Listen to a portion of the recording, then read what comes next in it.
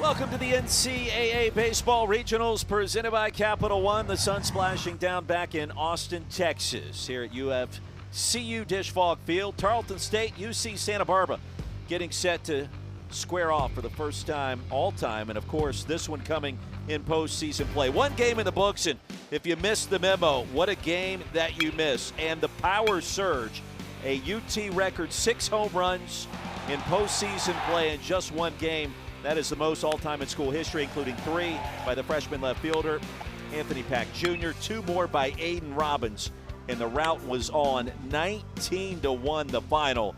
The victory over Holy Cross now in the rearview mirror. The winner of that game, Texas, of course, facing the winner of our game here, the second matchup in Austin between the Gauchos and the Tarleton State Texans. The loser will get Holy Cross tomorrow in the elimination game. Glad you could join us back here from our broadcast position. Keith Moreland, Roy Philpott. Exciting first game of the books. Really not a huge surprise that Texas did what it did, but big game coming up right now. Yeah, it is a big game coming up right now. Offense, start with offense, Texas ball was jumping. Still will carry pretty well tonight. It'll be interesting. I think we have a different type of game here, folks. I think you got a game where you look at Tarleton, can really run the bases. They've attempted 140 stolen bases. On the other side, pitching. One of the best staffs in the country. We will see that on display all weekend long. Tarleton State, meanwhile, won the WAC regular season championship and the tournament title, and they're playing in their first ever D1 NCAA tournament. Yeah, it's a team that's moved up and really in the last 2 years has made their first appearance ever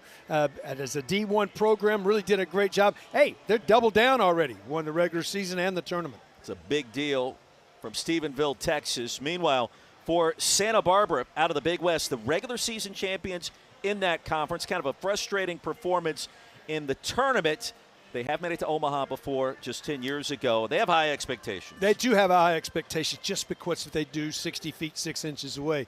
Maybe the best pitcher, maybe the best professional prospect in the country in this year's upcoming draft, but across the board, they really deliver the baseball, they catch the ball, and they're very opportunistic offensively. His name is Jackson Flora. We will see him tomorrow.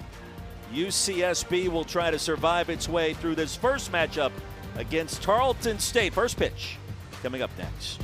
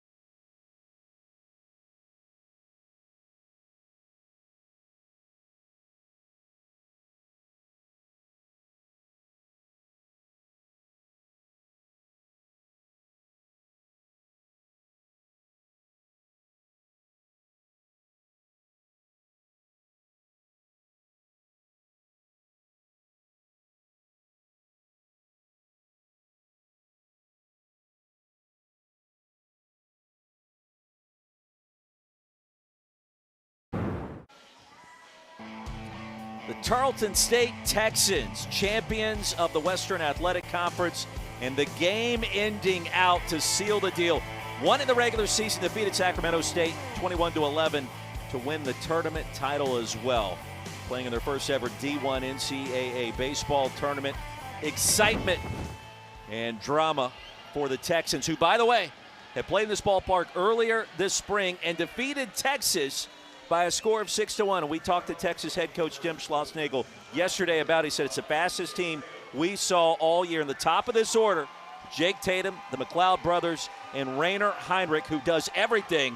It's going to be a very difficult out. It is a difficult out, and I'm telling you, they have 6 guys in the lineup with double-digit steals. Heinrich does such a great job in the middle of that. He's the guy that produces the power. He's driven in 62 runs, and he leads the team both in home runs and RBIs, and they just put pressure on you. If they get on, they're going to put the gas down, put the pedal down, and try to get after you. All gas, no brakes. Our second Heard game that one before. Here in Austin, Texas. Calvin Prosky on the mound, the junior from Oak Park, Illinois, and we are underway with a first pitch strike at 90 miles an hour. When you look at the right-hander, the junior from Oak Park, he's a guy that has really come on later in the year. He's a big-time strike thrower. He's just got to limit base runners any way he can, because one of the things that you look at these Texans, they want to do, when they get on, they're going to force the issue. You may throw them out. They have been thrown out a lot, but they're going to go and force you to make plays. Think about the Gauchos. You think about pitching. That is why they are here. No strangers to postseason success.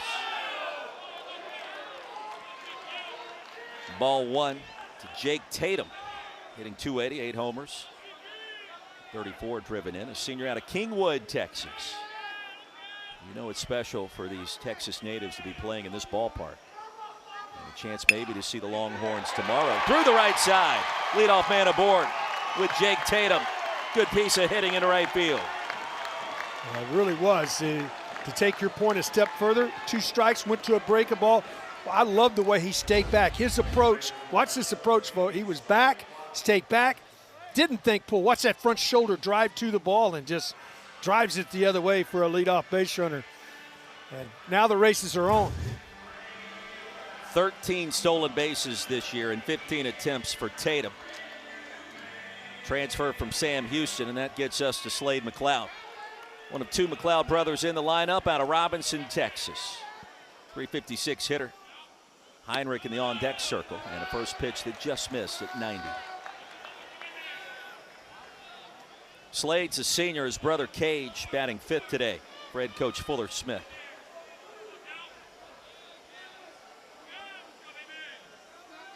Winner gets Texas tomorrow night.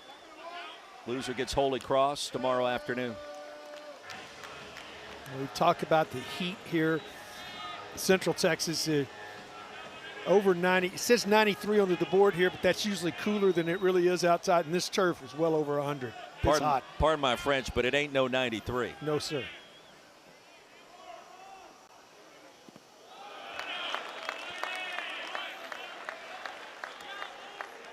A little something going here. You give up a base hit, all of a sudden you can't find the zone. Good hitters count.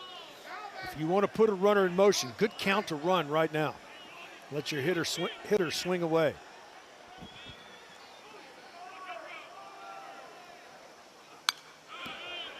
Oh, he had a good hack. Well, McLeod had a couple of good hacks in that WAC tournament run, 7 of 14 in said tournament championship run. Transfer from Seminole State College. Great eye at the plate this year. Second in on-base percentage for the Texans behind Heinrich, who's in the on-deck circle. 435. These 2 guys, 2 and 3 in the lineup, 78 hits apiece. They see a ton of pitches. They get on base. They are the table set. They drive them in, and they also set the table. They are the table. And the 2-1. Another snap throw back to first. So this is part of the cat and mouse game we're going to see between these 2 teams all night. See some slide steps, some pitch outs. We don't see that very often in college baseball. Got to slow them down. Tatum's speed to burn. And a great lead. Thought he was going to go. And a foot on that grass turf and then inch backwards. 3-1.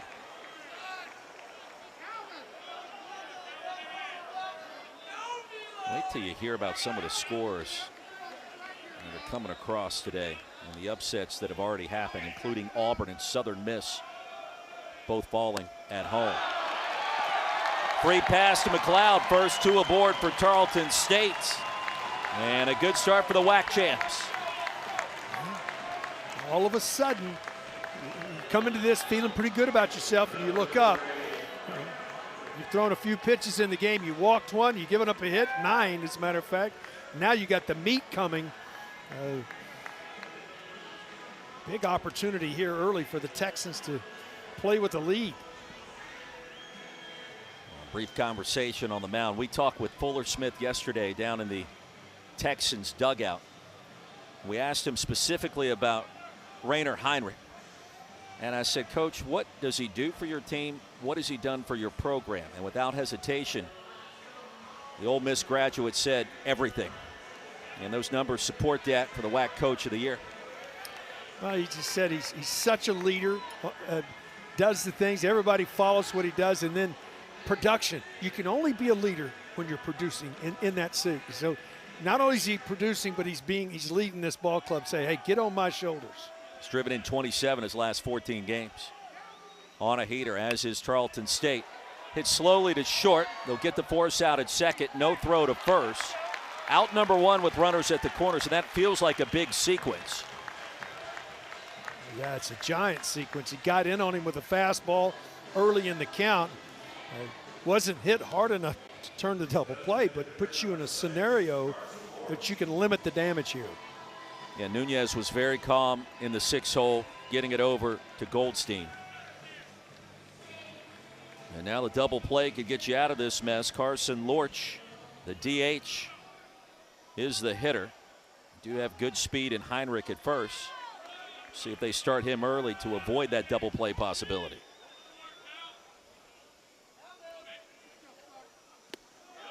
That's a big-time pick right there. You're not used to the ballpark, and you get a 58-footer from your pitcher, and that's the toughest one, and he makes a great pick right there. That's a huge play. It saves a run from scoring and a runner in scoring position. He sent it 58 feet. It also was nowhere close to the strike zone. The opposite batter's box, and that hit him. That came in at 90 miles an hour. It clipped him. That's going to load the bases.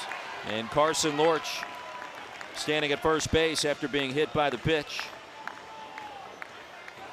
Not the start that you were looking at when you have a guy that's been one of the guys you were counting on. He didn't really get into the flow of starting until later in the year. His last outing, he was outstanding. Struggling here in the top of the first. Wheels are turning. Here comes Cage McLeod. You got Cage and Slade, a couple of baseball guys. And Brothers leading the charge for Tarleton State. Out in front, a big cut. Got him looking for the express and got the local there. Because that's a big overhand curveball. Had him way out front. Cage 4 for 10 with the bases juiced this season with 1 grand slam. He'd love to make it 2. 251 with 9 homers. We mentioned this was a launching pad earlier today. Meat sandwich makes it 0-2. A little bit of change in the wind from our first ball game. This is a little more right field corner to the left field corner, so it'll really carry to left. It'll be held up a little bit in right now.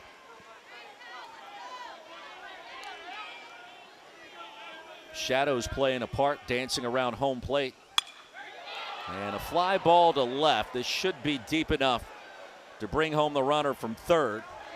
And Barrett makes the play. Sac fly in effect. Tatum makes it 1-0 Tarleton State.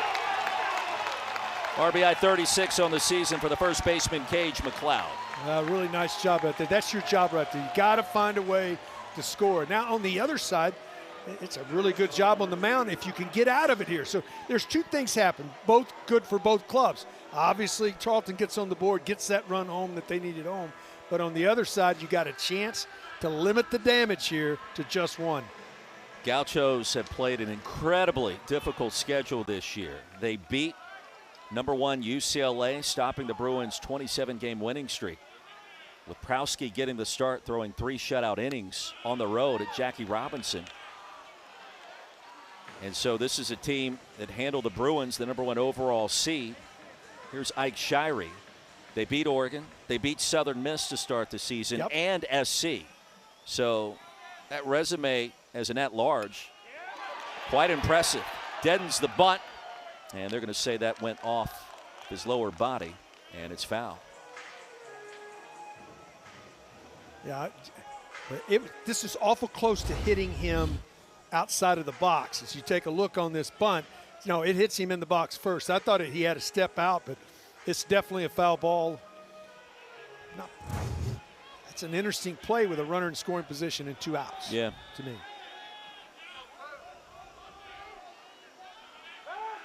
Shirey, the transfer from Eastern Oklahoma State, and playing at shortstop, one of the best shortstops in the state of Texas. He was all WAC defensive team last year and this year.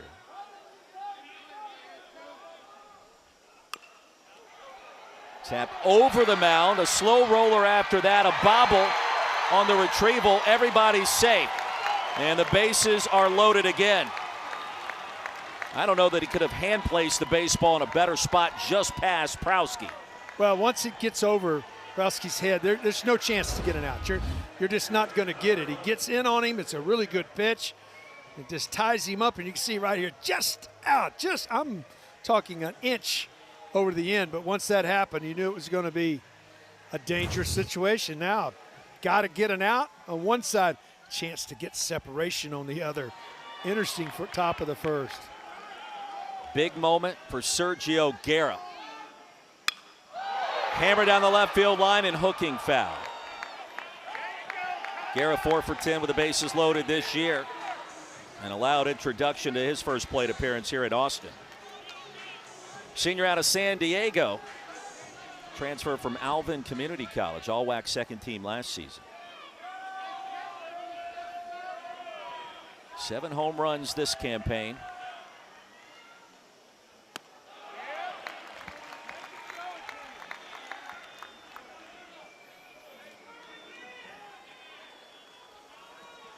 Pitch inning now in this heat and under stress.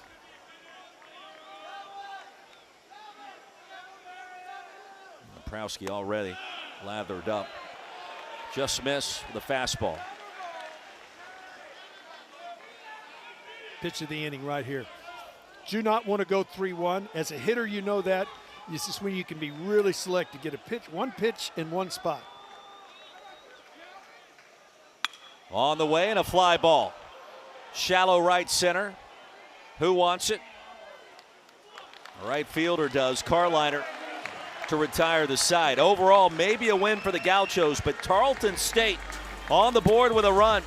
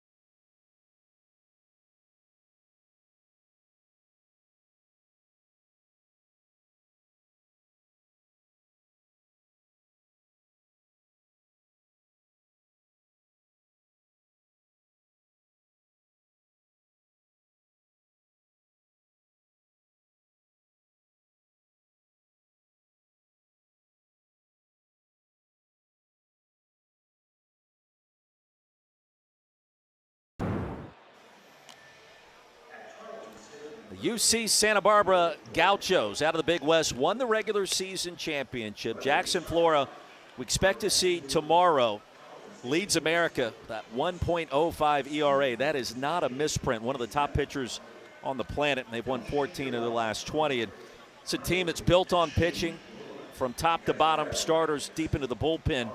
can beat you in a number of different ways on the bump. Yeah, they do. They're gonna pitch, and then they're going to be opportunistic offensively. They want to find a way to get things going.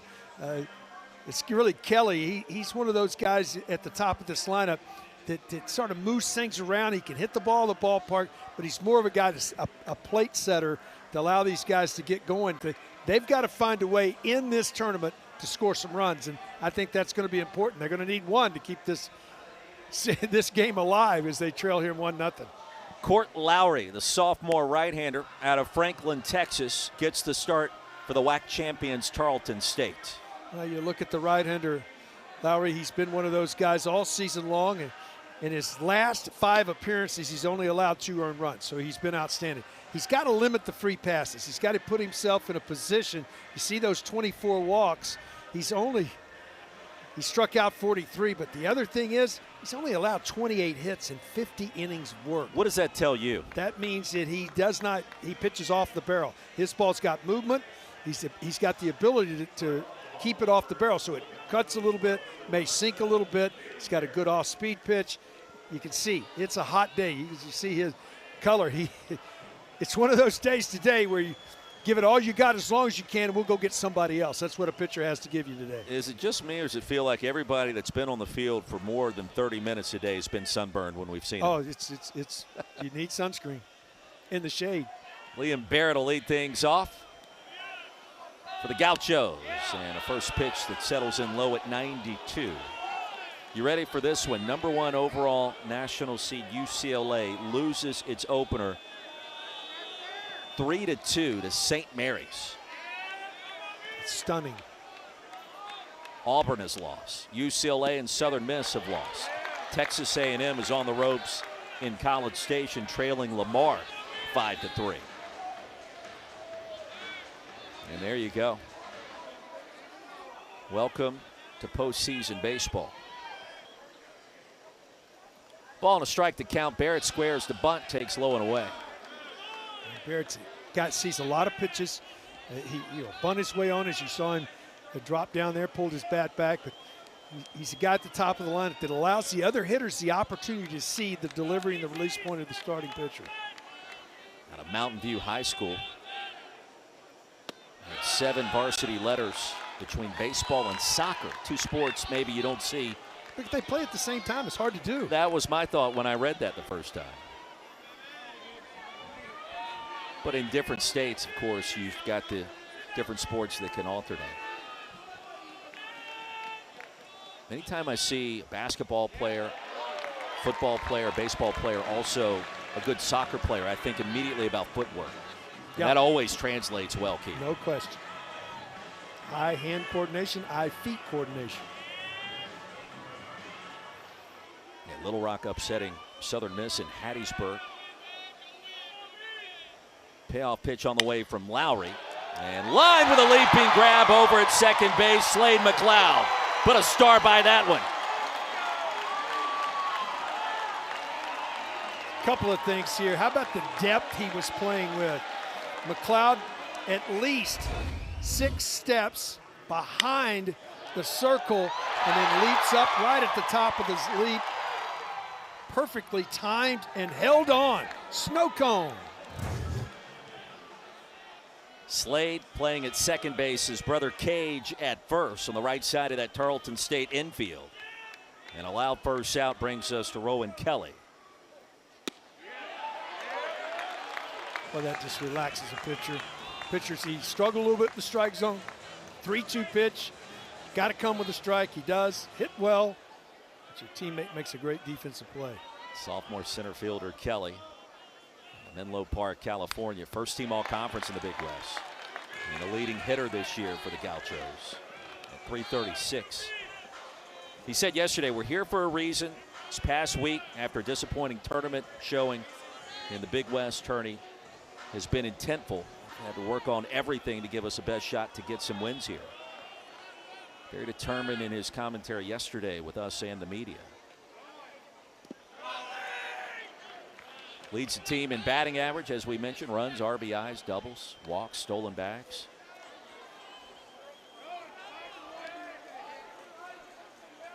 That's another one of the scores that caught The attention of America today. East Carolina, Tennessee. 14 innings in the Chapel Hill Regional, and ECU ended up scoring 4 in the top of the 14th. Started to think, did they start that frame with a ghost runner? Well, I don't know about that, but I will tell you this: that both those teams got extensive pitching work, so they're both going to be in some trouble when it comes Sunday. You would think, because you got to use a lot of guys to get 14 innings of work in game one. The Pirates beating the Vols. Cliff Godwin's team, the champions of the American, they really scratched and clawed in the American Championship game in Clearwater last Sunday. A 1-0 victory over UTSA, a team that stormed through Austin last year, defeated the number 2 seed Texas, and then marched on to UCLA in the Supers. And on the outside looking in this season. I was surprised by that, but I guess the RPI and the strength of schedule wasn't great. But they beat ECU the day before they lost to ECU in the American tournament. Fly ball straightaway center. Retreating is Johnson at the track against the wall, and it's gone. Oh, it didn't take long, and we're tied. Kelly, a little electricity, his 4th home run of the season. And a shot to straightaway center, 405 feet away. Got some carry. He hit it on the square of the bat, and the ball just got up in the air and got some carry, and out of the ballpark. A new batter's eye here at the dish, and the fence, it doesn't have a yellow line, but there is a gap between the batter's eye and the fence, and this ball got in between them just out of the ballpark. And all of a sudden, we're back to square one. Off the shoulder of Vassar. He's awarded first base.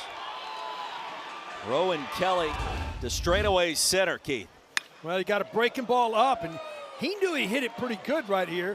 And he got some extension. It seemed as he gets right here, and he's thinking, I got to get going. And this ball just gets out of the ballpark. You warned me. You told me. It's hot, and then we have this breeze. Ball's going to carry. Senior catcher Nate Vargas with a runner at first. And Lowry settles in on top of the turf. Just the 3rd home run he's given up this year. Vargas out of Rockland, California.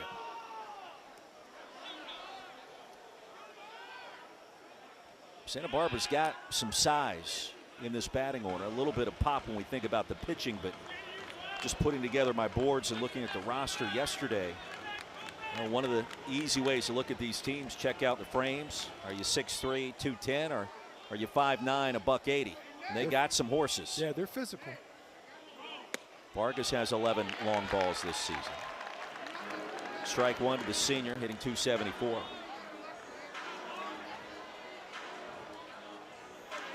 Second team All Big West. One of the hottest hitters in the conference down the stretch. 6 of his home runs, more than half, have come the last 30 days. Dynamite pitch right there, though. If you can stay there, you can have success. This ball, good tailing fastball, right on the corner at the knees. There is no slugging down there. It's a slug-free zone. Look at those charts as a hitter. As a pitcher, you say, where do I need to throw? Every one of those down good. Gets very blue in that bottom left-hand side to a left-handed hitter.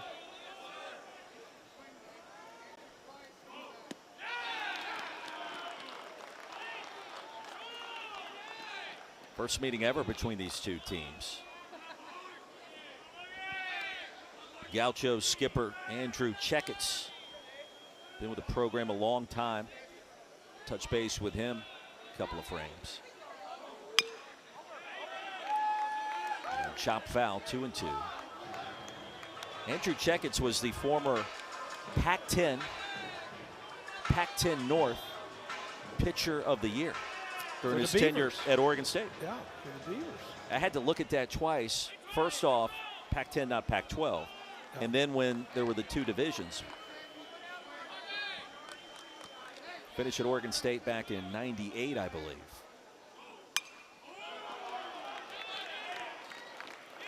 Big question yesterday and this week was, when are you going to start Jackson Flora? And we kind of asked him that question in a roundabout way yesterday after the media had asked him previously, because he was keeping it close to the vest. He was. It really wasn't until 3 or 4 hours after we finished our sit-down with him that a couple of posts came out on social media, those that were covering the program, that Prowski was going to get the call.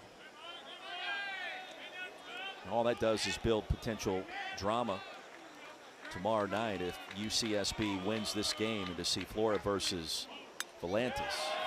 Texans are going to have a lot to say about that. It feels that way, doesn't it? Yeah. And we knew that. I mean, if you're a team that comes into this ballpark this year and you win the game 6-1. But it wasn't that close. It wasn't that close. That tells you all you need to know. And you go back and read the recap of that game for the Texans. It was framed as the biggest win in school history. To right field, a mile in the sky, and fighting at sunshine is Tatum, the second out of the inning. That had some hang time on it. It was up there for a while.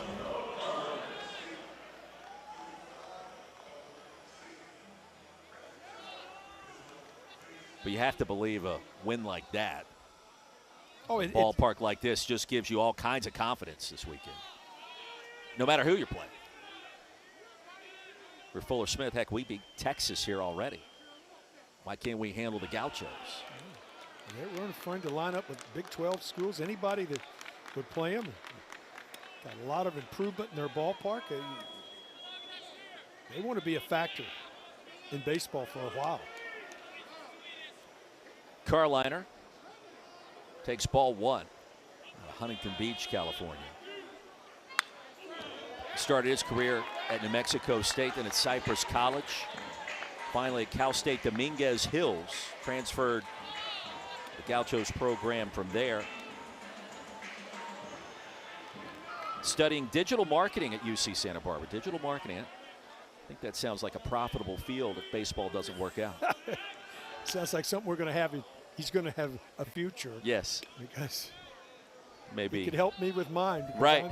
I'm not very good in the IT world. The digital space. Yeah. Keith Moreland doesn't operate there frequently. Not well, anyway. Grounded to third, 2 hops and a bobble. Everybody's going to be safe. Well, a couple of things to keep in mind here. You've got the shadow from the stadium creeping across home plate, inching towards the bag at third. That's a play that Smink is going to make more times than not, but that's something these hitters and infielders are going to have to deal with in the short term. Yeah, we're going to have shadow this whole ball game, and you see, watch his eyes right there. Right as the ball got there, he raised his eyes to see where he was going to go. And young players, watch the ball to your glove, then look where you want to go, whether you wanted to go to second to get the out or go to first, but he raised his eyes off the ball just at the last minute. E5 keeps the inning alive. Runners at first and second. A massive opportunity now for the Gauchos. Cade Goldstein takes strike one.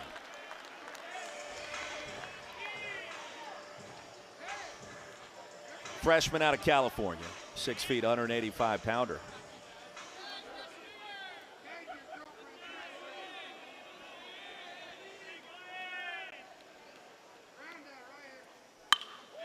Hit sharply.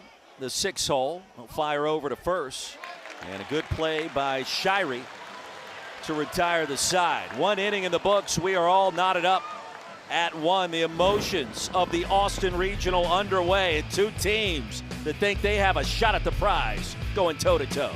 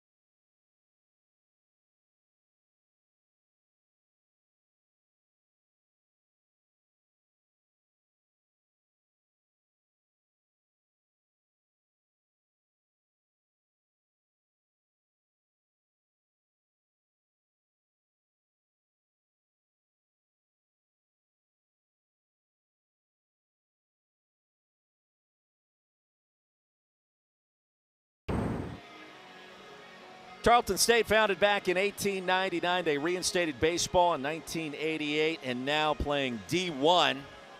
Located in Stephenville, Texas. Keith, how far away is that from here? About 150 to 155 miles to the northwest, just south of Fort Worth on 377. It's really a unique town, very famous town, Stephenville, Texas. A couple of good football teams over the years. The only team in the entire 64 that's making their debut this season. Making the transition from Division II into D1 for head coach Fuller Smith. One pitch, sharply to second, and Goldstein up to the challenge. There's one away. Now this is a real shot in the arm for your starting pitcher. You go out, you struggled. You had base runners everywhere. Leadoff hit, a walk, fielder's choice, a hit batter, a sacrifice fly, a base hit, infield tight, couldn't turn in a run, but get out of it. Then your team ties it up. Now you come back out, you got a new lease on life. Now you got to hit that restart button. Well, and you also have the advantage of the shadow of the stadium going right across home plate, about 5 feet ahead of the dish. Kendall Johnson, the hitter, batting ninth today, the starting center fielder. As a hitter, what is that like, going from the sunshine to the shadows right there in front of you?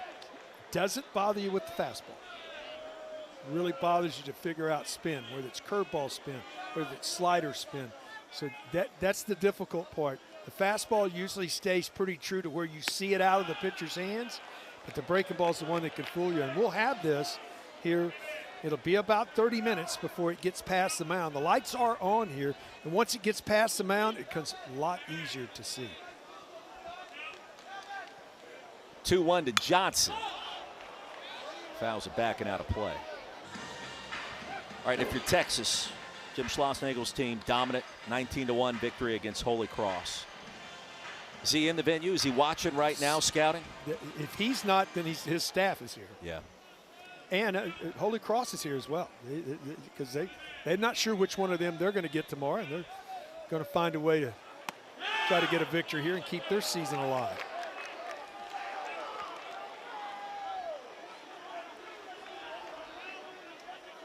Texas A&M has rallied, now leading Lamar 6-5. Home half the eighth inning at Bluebell. Mile high in the sky towards right. Carliner fighting the sun towards the out, and is the second here in our second inning. I feel like all of those moonshots are an adventure for these outfielders today. Well, the ball moves around a little bit. We have some breeze. Now, right field, when that shadow gets to second base and covers the whole infield, all of a sudden right field will be looking right into the sunlight. So it will become more difficult in that particular part of the field as the afternoon continues. Top of the order, Jake Tatum. 3 in a row now retired by Prowski. Really nice piece of hitting his first time up. Went with a breaking ball with 2 strikes away from him. Reminded me of a young Keith Moreland up to bat, maybe for the Cubs. If they were going to give me the right side, I'll take it. Quickly, 0-2. Leadoff man Jake Tatum. First, top of the order for Fuller Smith again. Great conversation with Coach Smith yesterday down in the dugout. We mentioned played his college ball at Ole Miss, started as a GA for Mike Bianco in Oxford. Those two remain pretty tight, and he learned so much as a player, then as one of his right-hand men. I have so many mentors. Mike is one of the best. And a strikeout. Foul tip into the mitt of Vassar. 1-2-3 inning. On 11 pitches, we're tied at 1. UCSB coming back up to bat.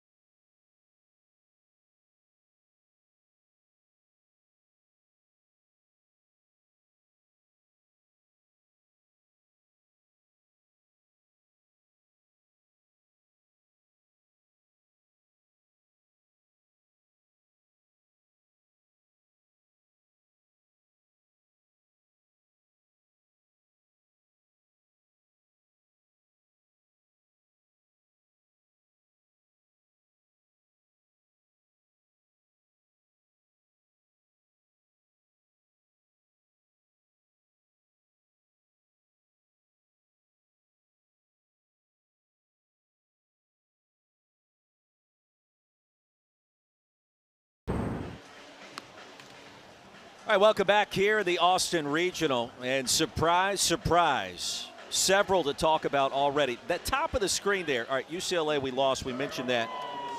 The top of the screen, Milwaukee defeating Auburn at Plainsman Park 13-8. Milwaukee started the season, Keith Moreland, 5-23. Let me repeat that. 5-23 and beat the 4-seed Auburn, the number 4 national seed, today 13-8 at Auburn's Plainsman Park. That's unbelievable. That's the upset so far of the tournament. But obviously Little Rock goes in to Hattiesburg and beats Southern Miss. And then the number 1 overall seed falls as well. I mean, it's been an interesting day 1 of 2026 postseason. Jonathan Mendez, the hitter, the junior from LA, all Big West second-team performer a year ago. J. Sarah Catholic High School. And off speed at 82 will even the count. What is it like at Jackie Robinson Stadium? And you posed this question in the break. It's got to be some disbelief. The two teams that are fixing to tee it up right now. Curveball stays low. We talked to John Savage this weekend, or this week rather, and just talking about his team and what they've been able to accomplish this year. You look at this, the first number 1 overall seed to lose their opener, previously 26-0. So mathematically, that's even more shocking than what we were talking about with Auburn. That one's just the fresher outcome. Over to short Shiree in time.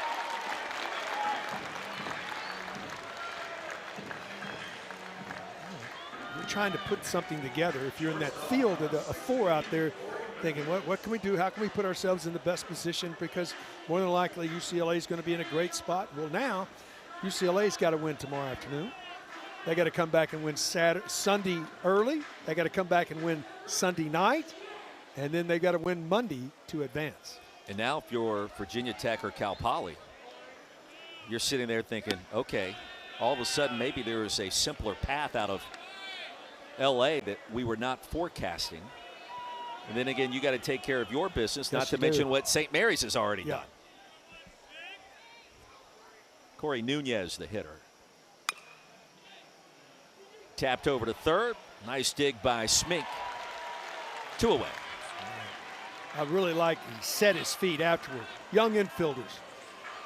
I know this is not a play you really look at very often, but once he got it, I really like the fact that he knew he had time, he fielded it, and then he set his feet where he can make a good, strong throw. So many times, everybody wants to rush. You don't have to rush. You just need to get in position to make plays. Batting ninth today, Xavier Esker, son of Stanford head coach David Esker, who's in the house, junior out of Palo Alto. 232 on the year. A little bit of pop at the bottom of the order for head coach Andrew Checketts. I would think that he knows a little bit about the game. I've known David a long time, and I will guarantee you that they have talked a lot of baseball in their life. I mean, just at the dinner table. Yes. Coming out of preschool. Anywhere and everywhere. Out in beautiful Stanford, California. I've done a lot of basketball and some football out west there. That's right off the hip. Inning continues. Send us back to the top of the order. Beautiful part of America. Yeah, Sunken Diamond, famous ballpark there at Stanford. Let's see what the Gauchos can do here with Liam Barrett due back up. So you talked with me about how the ball could fly out of the yard today. And when we first got a look at these matchups, a phone call you and I had 3 days ago, one of the first things you mentioned was this second game you thought was going to be, had the chance to be very well played and very competitive, and I think we're seeing that. Yeah, both teams catch the ball. They both kept it in the strike zone. They're not big bopping teams. They are teams that manufacture by running the bases, taking advantage of a free pass right here, a 2-out free pass. Can you get that extra something out of an inning that didn't look started 2 outs, nobody on? They cannot. Swatted to first, and McLeod gobbles it up, 3 unassisted. Side retired, tied at 1. Coming up after the 11-pitch frame, Fuller Smith, head coach at Tarleton State, will check in with us.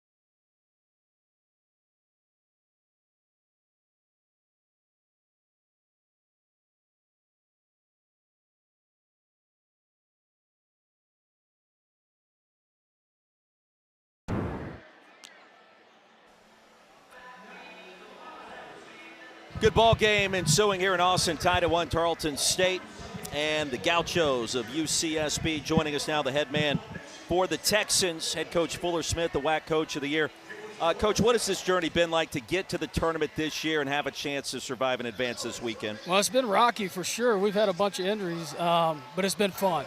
I think we've had 5 of our top 10 arms have been out for pretty much the whole year, and 2 of our best hitters have been gone. But these guys just next man up. They step up, and another guy will step in his place and fill in and do a really fantastic job. But these kids are relentless. They fight and compete, and that's all we can ask for. What are y'all going to be thinking about second time around in the order? Coach, I know you go over that and y'all talk about it in the dugout. Yeah, we kind of knew, with them going with Flora, it's going to be all hands on deck for them. We figured Triba, he's kind of rumbling around back there, and then Hoover. They'll probably use both those left-handers early, so we kind of prepared for this one. But we got to get him out of the game. We had him on the ropes early and didn't, land the knockout blow to get him out. But he's going to mix his pitches. He's going to fill it up. So he's a tough matchup because he's going to flood the strike zone. Coach, appreciate the time. Best of luck rest of the way. All right, thank you, guys. WAC Coach of the Year, Ole Miss grad. Played his college ball for Mike Bianco. Now this Tarleton State program is going to be a force to be reckoned with in the Western Athletic Conference. Slade McLeod pops it up a mile high and right in front of us. It drops 3 rows deep. I saw you didn't reach out. I mean, you're thinking that you could throw it over the screen. I was wondering if you could catch one coming over the screen. Probably not, given the configuration of the stadium, right? I don't think it'll get back here. So I was kind of using my noggin there maybe for the first time all weekend.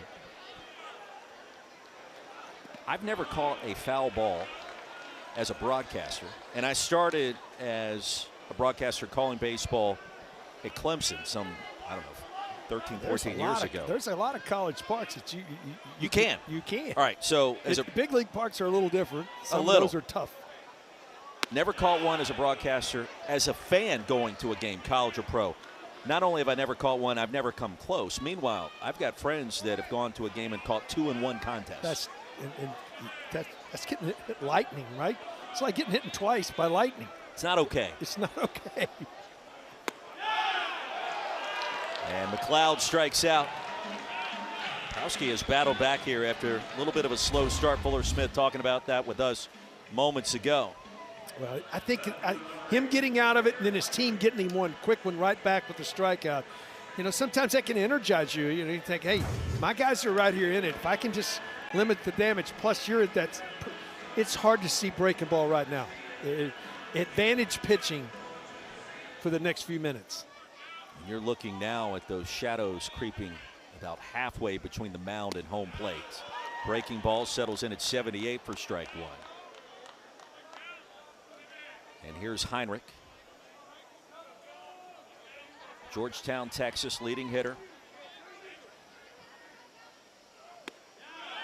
Big cut quickly, 0-2. Rayner's sister, Riley, a 2-time national volleyball champion at the University of Texas. Went to Rouse High School. Got to be a prideful moment for the Heinrich family. Sent away foul to the right side. Yeah, how do you go to a game and catch 2 foul balls in 9 innings? You'd have to be chasing every one of them, I would think. And sometimes at a big league park, you only got an area that's, what, 3x3? So you got to be really lucky to get one in a 3x3 spot. Driven to the gap, right center field. How far will it go? Far enough to be retrieved by Carliner. Tell you what, he covers a lot of ground over there in right field. I thought that had a chance for a moment maybe to get back to the wall. Yeah, he got a good break. Good crossover step with his left foot. Got a good crossover. Took a really good angle, and the ball was coming back to him. Right here, you'd think he's got a chance to get down. Instead, right into that spot. And, hey, just flip it to the center fielder, let him throw it in. I caught it. Noah Carliner out in right field. Shades are up. 3 hops to short. Nunez with plenty of time. 7 in a row sent down by Prowski. He's settled in. 10-pitch inning. Tied at 1. Home half the third coming up.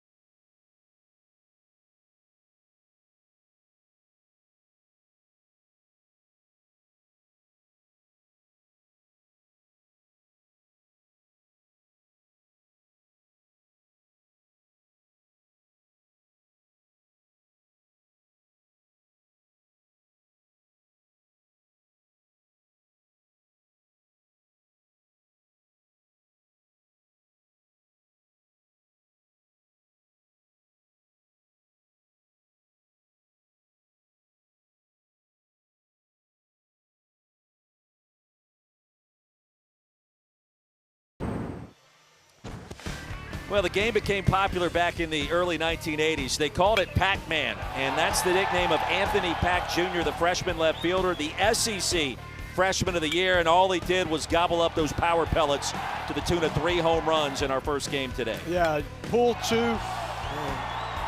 of them well over 400 feet. Goes Oppo, Taco, and just was incredible day. He 3 for 3, walked and scored in his other plate appearance, so he was just fantastic. And that spot in the order when he came out of the game, Duplantier comes into the game and hits a grand slam. So the 3 spot in the Texas lineup today drove in 10.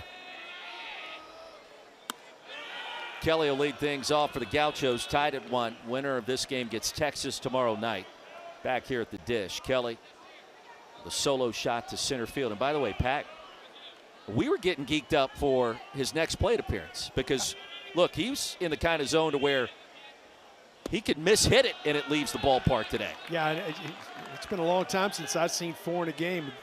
By the way, condolences to Bob Horner, a guy that I played against and knew very well, great guy, passing away this week.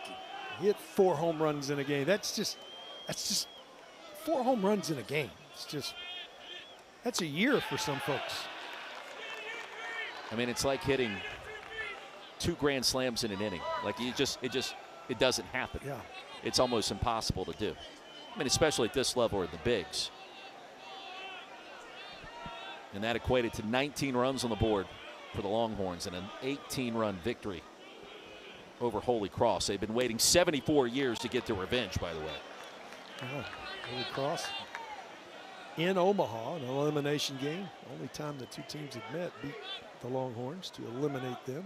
1952.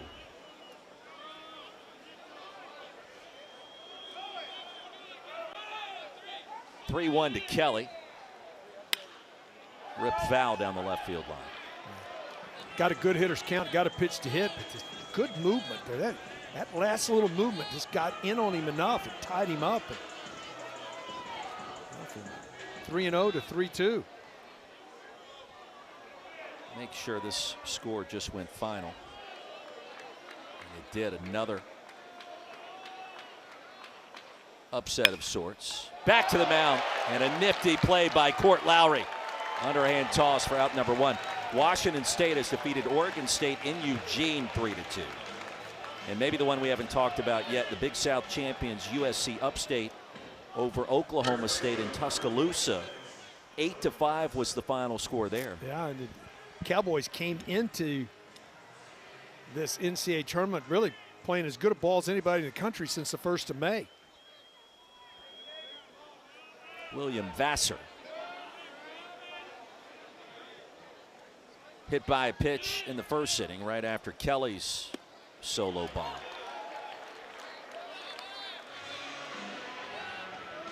Gauchos made it to the World Series back in 2016. Trying to get back to Omaha a decade later. Co-champions, or rather regular season champions of the Big West, and UC San Diego won the tournament championship. Good baseball on the West Coast this year, Keith. I think that's been the case in previous campaigns. It feels like the resumes for Washington State, Cal Poly, USC, obviously UCLA, the #1 overall seed, Oregon hosting in Eugene. Oregon State, you know what Beavers have been able to do in recent years. It just seems like there was better balance nationally in college baseball this season. Outer edge, 1-2 at 92. Obviously, the SEC leads the charge. But you look at Big Ten, host Nebraska. USC was very much a team talked about with a chance to host. Pitch number 47, and a curveball inside. I still have to do a double take at times to think about the Big Ten spring meetings happening out in California, Big Ten country in Cali. Yeah, well, there's a lot of schools out there now. Got 4 in the Western time zone. And the B1G. UCLA, Washington, Oregon, SC. You got Stanford and Cal in the ACC. Yeah, there was some flight mileage this year for spring sports. It always has everybody talking.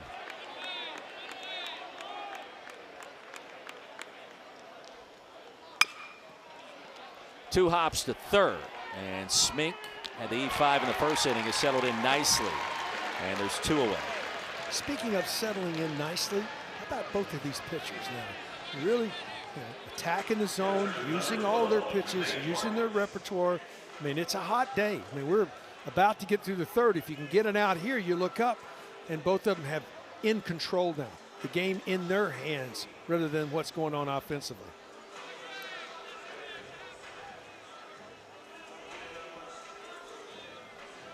Yeah, the only hit given up so far for Court Lowry, the home run by Kelly in the first inning. There was a hit by pitch, and then there was the E5 by Smink.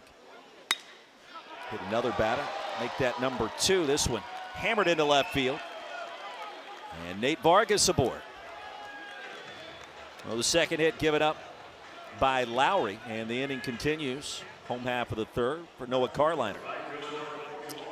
Keep it in the ballpark there. I mean, yes, it's a beautiful piece of hitting with the ball away from him. With 2 outs, nobody on, and the 4-hitter that leads them in home run goes the other way with a base hit, you tip your cap and go, I'll go get the next guy. Next guy is Carliner, who's 0 for 1. 228 with 9 homers.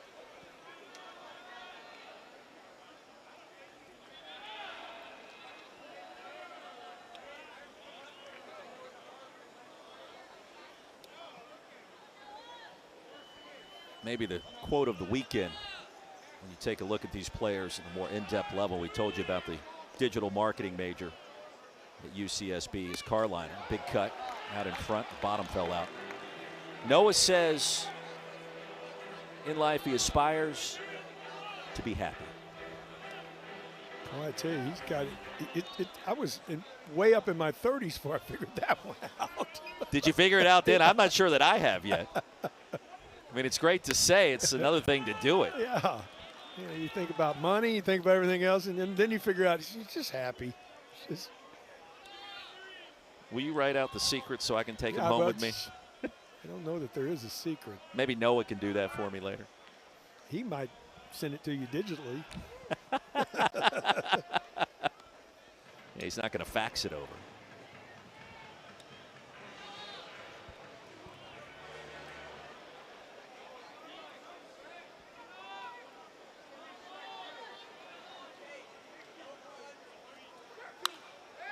Fouls that one away. He's also a big fan of Bryce Harper.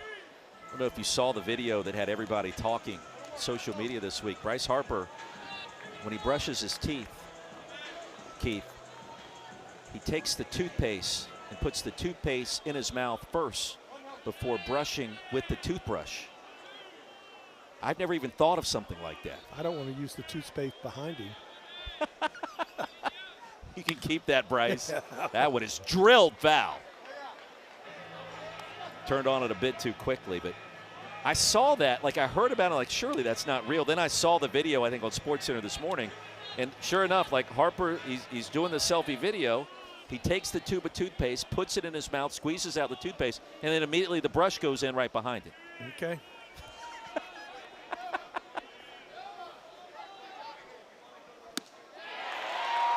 Filthy stuff by Court Lowry. Carliner strikes out, and the 2-out knock is left at first base. First strikeouts for Court Lowry.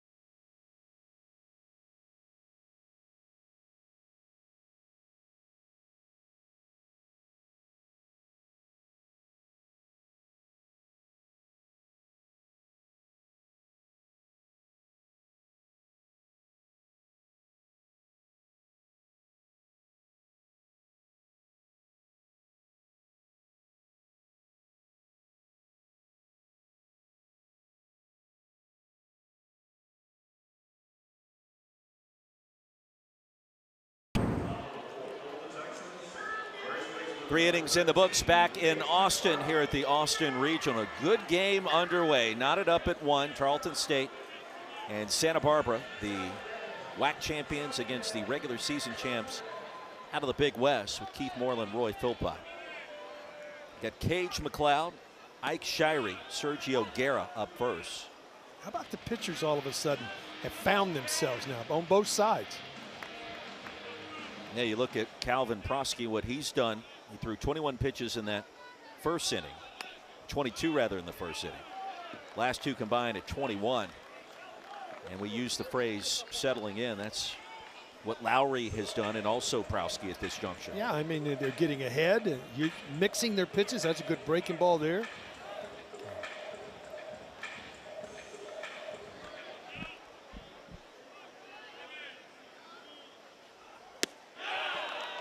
And a strikeout, the third.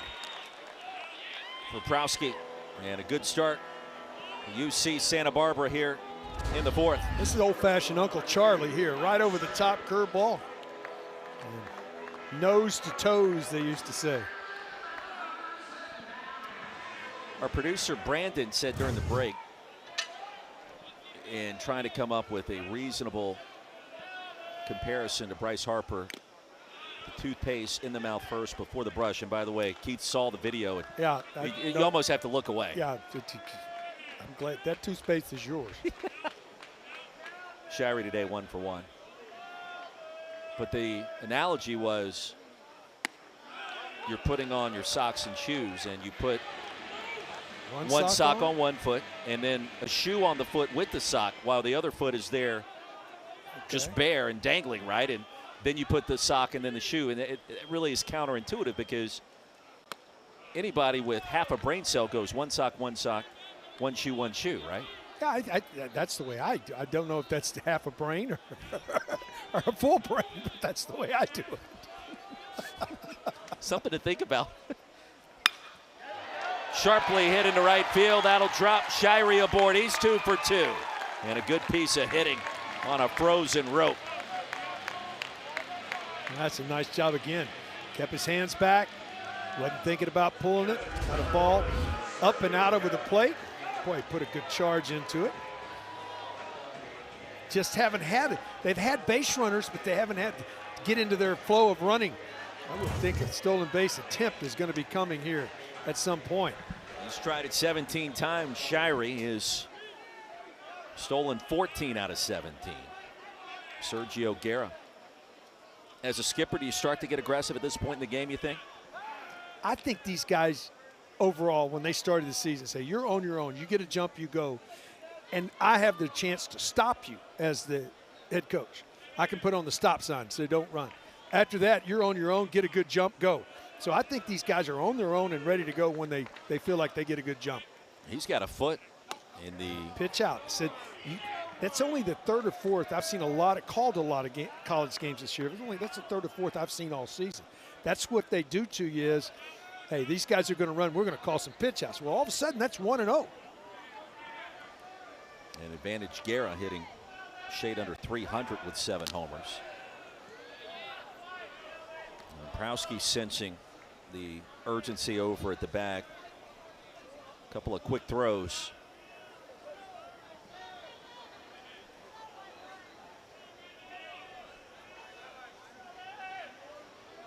Guerra flied out to right. Snap toss, he's back in. Would you be in favor of limiting the number of throws in an effort to speed up the game in a situation like this? Does that matter to you? Is that consuming a lot of time? I don't think it's consuming as much time. If you limit the throws, then all of a sudden, you're talking about stolen bases going up. Because now the guy knows you can't throw over. I don't think you can take that from the game.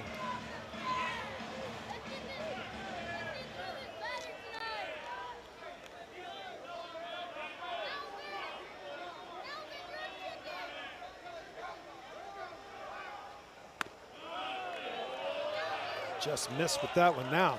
All of a sudden, messing with the runner, and you look up and you're 2-0 on a guy that's got some pop. Sits 7 out of the ballpark.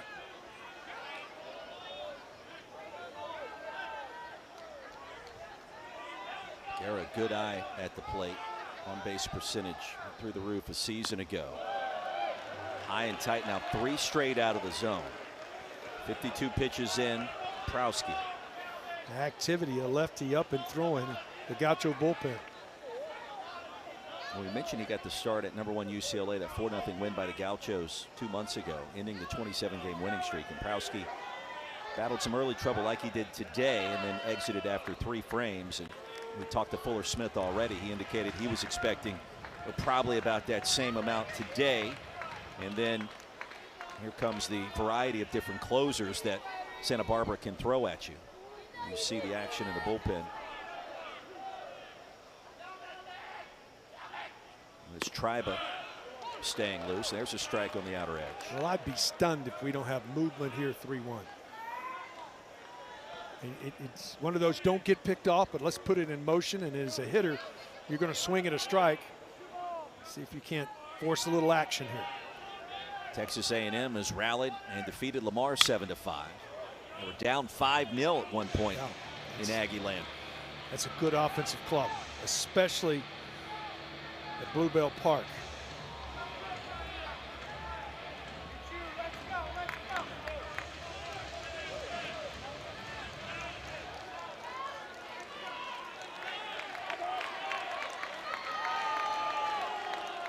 Give you another surprise here after this pitch. Well, almost got him leaning that time. Missouri State leading Arkansas 2-0. Top of the fourth in Lawrence.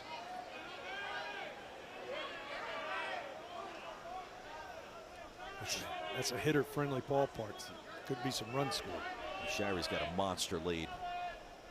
And the payoff, there he goes. Driven to deep left field. This one's got a chance. And it's gone! Sergio Guerra. 8th home run of the season, and Tarleton State back out in front.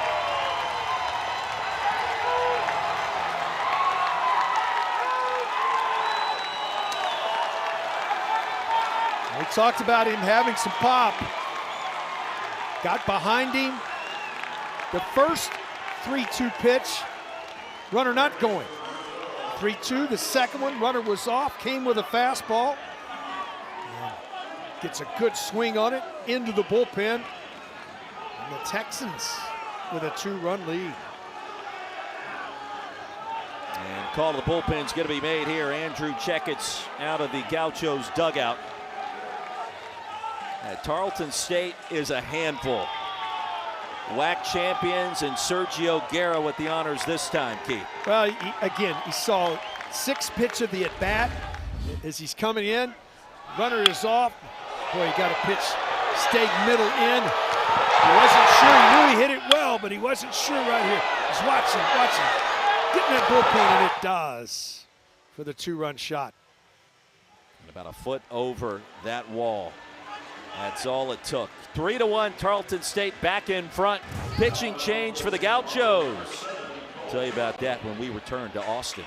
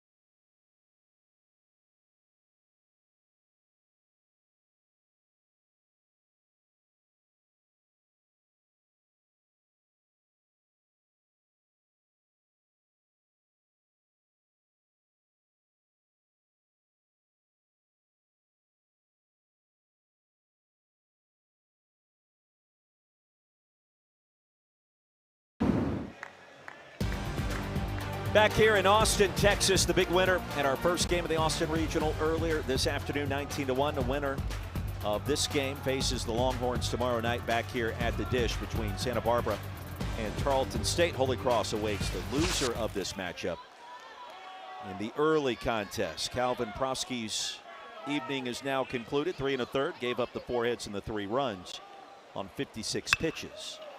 Cole Triba on the mound for the first time. And over to Nunez at short for a quick first out. Triba, the lefty, from Long Beach coming out of the bullpen for the Gauchos. Yeah, he's been outstanding all season long. He's been involved in a lot of decisions. He's only started one ball game. He has saved 4.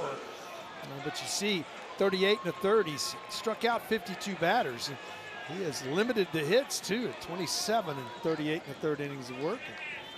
He's been that guy in the middle of the game that can give you some length as well. Bottom of the order, Kendall Johnson, the hitter. Hit weakly out of the glove of Triba over to Nunez, and that'll do it. A little 1-6-3. Sergio Guerra goes yard. That's the difference. Andrew Checketts, the manager for the Gauchos, set to join us. We'll get his take on what's happened so far after this.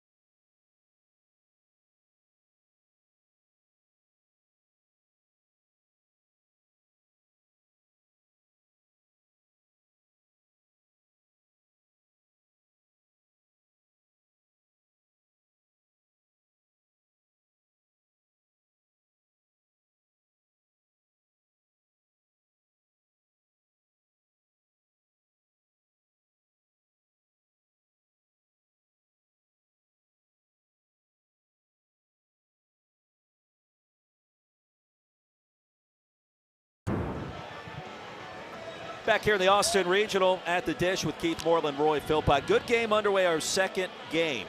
The Austin Regional 3-1 our score. Head coach of the Gauchos, Andrew Checketts, joins us now. Coach, the approach, you've changed pitchers, and now second, third time through the order. What are you trying to do to get this offense sparked? Yeah, we just got to get some elevation on the heater. We keep beating it in the ground, so do a better job against this fastball. Hey, Coach, one of the things, he really did a great job of pitching. Made one mistake, and it cost you right there. Yeah, really good swing by that guy. 3-2 slider. Didn't move a whole lot, but really good swing to get off on that. And it's baseball, so we're chasing a couple runs here, and we got to respond. Appreciate the time, Coach. Best of luck rest of the way. Thanks, guys. All business. His guy pitched well. I mean, he made that mistake right there and just let that one break a bucket. Didn't have the bite. It stayed up and got out of the ballpark, and that's the difference in the game right now. Now you're going to be chasing. This is an offense that likes to play with the lead. So see, it'll be interesting to watch this. Now trailing here, trying to come back. Great way to frame it. Cade Goldstein will lead things off, 6, 7, and 8. Andrew Checketts made it a point talking to the media yesterday because, look, Texas recruits. A lot of these programs that made the dance recruit. He said, a lot of kids want to come play for us in Santa Barbara. He goes, I don't know if you guys have been there, but it is a beautiful spot along the California coast. Yeah, it's just one of the most spectacular places on the planet. I've been there. It would make it easy to recruit to, I can tell you. And he's sent, I don't know, 70 players to the pros in the course of his tenure there. So, I mean, they've recruited well. And we're going to see one of those incredible talents on display later this weekend in Jackson, Florida. We thought we could see him today. That wasn't the case, and it's always a roll of the dice. And you're going to start your race game 1. You're going to save him when you have to maybe face the top team in the regional, the national seed in game 2. The issue there is you got to get to game 2 hoping that you win game 1 without your top hurler, and that can be a bit of a risky proposition. Well, it can. I mean, obviously they're going to have to come from behind to do that right now. And they've got to find a way to. I liked what he said. We're getting to baseballs, but we're on top of it. We haven't found a way to square one and get some lift to it. Jackson, Florida, the number 4 overall prospect in the upcoming MLB draft, and maybe the top pitcher that will be selected. Sharply to first, scooped up by McLeod. That's one way to do it. We've seen some good defense on display today by both clubs. Yeah, again, that ball's hit pretty firm, but it's dead into the ground. And allow your defense to make a play. And this is a really nice job. I mean, you're now in the shade. It's easier to see the ball as a hitter. Pitcher's standing, and it's tough for him to see a ball back at him, but as a hitter now, lights are on and got a better opportunity to see spin. Jonathan Mendez grounded out to short back in the second inning. Gauchos trailing 3-1. A lot of baseball in front of us here in the bottom of the fourth. Now the upsets have poured in today. You're seeing a couple of those. USC Upstate over Oklahoma State. Southern Miss falling at home to Little Rock. Washington State over Oregon State. The big one, UCLA, the #1 seed, losing to St. Mary's. And then on top of all that, Auburn falling to Milwaukee, a team that started the season 5-23. Partner, I had to look that up. I just can't. I can't believe they made the tournament. I mean, it doesn't sound right. Lowry remains on the mound for the Texans. He's been dealing.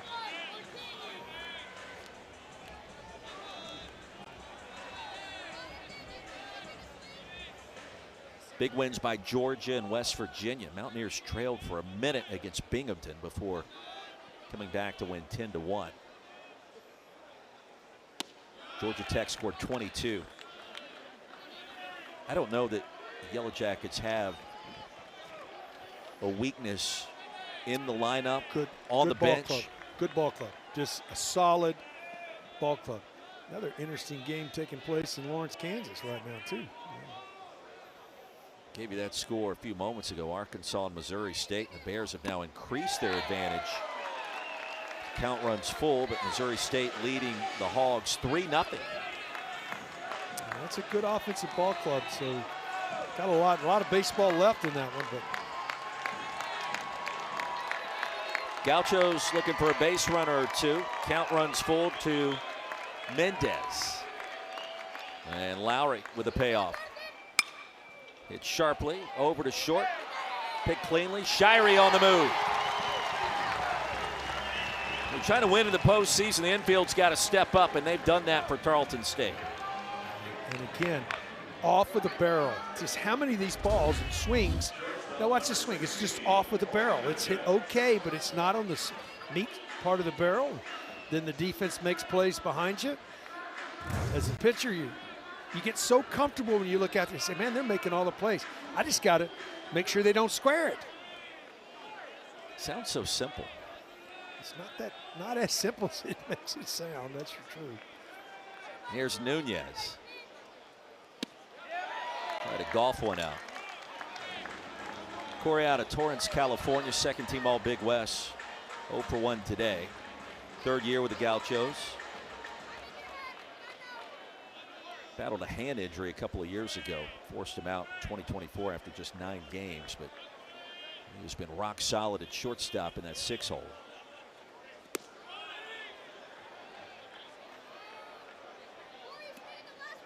Good to see Kansas hosting. First time that's happened. I believe they brought in some of the additional seating there in Lawrence to try to get everybody in they wanted to. Think about KU, think about basketball for a minute, maybe football. Baseball now back-to-back years in the dance. First conference championship in 75 years. That's a long time. That's a long time.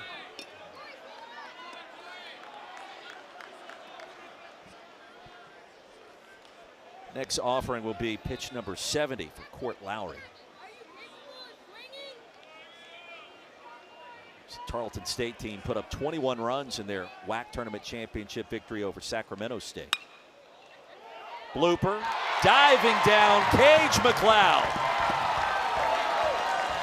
Everybody making plays in the Tarleton State infield. A 15-pitch inning for Court Lowry. Well, really nice job. You're looking back into the sun, diving across your body as a right-handed first baseman, able to make the play. We go to the 5th.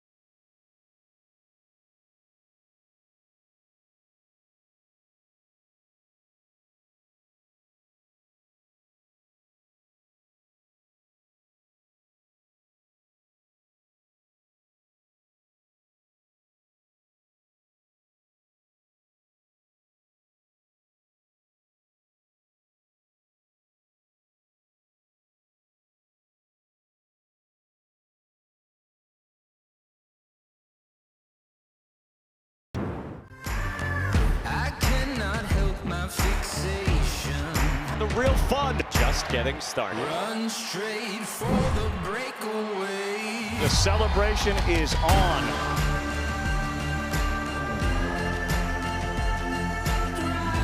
College World Series in Omaha starting on June 12th, and here's the deal.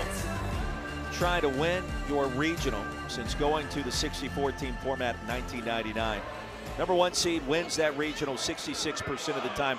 Majority of those, the teams you see in Omaha, the 2 seed 19% of the time, the 3 seed 12%, the 4 seed at just 2%. And to me, Keith Moreland, Roy Philpott back here in Austin, 3-1 ball game.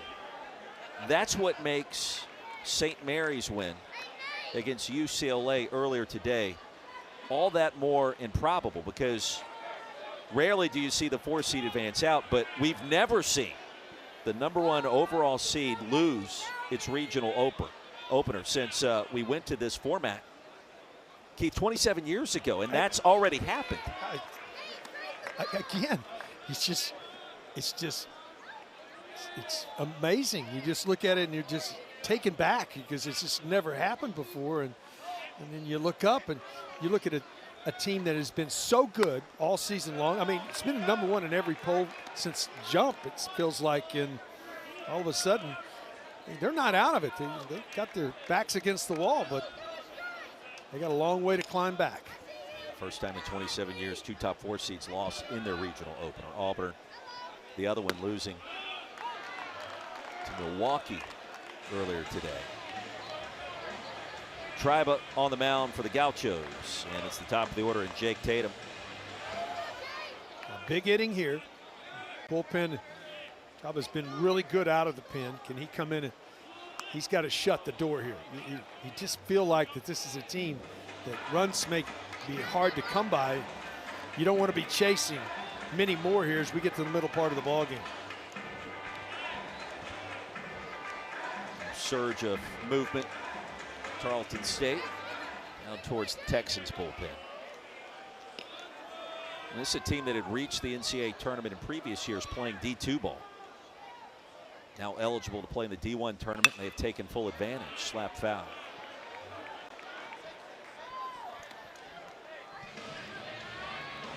Really improved their facilities.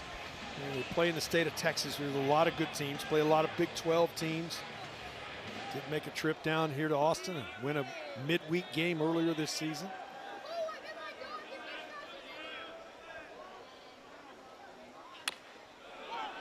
An awkward swing that an up foul right off the lower body.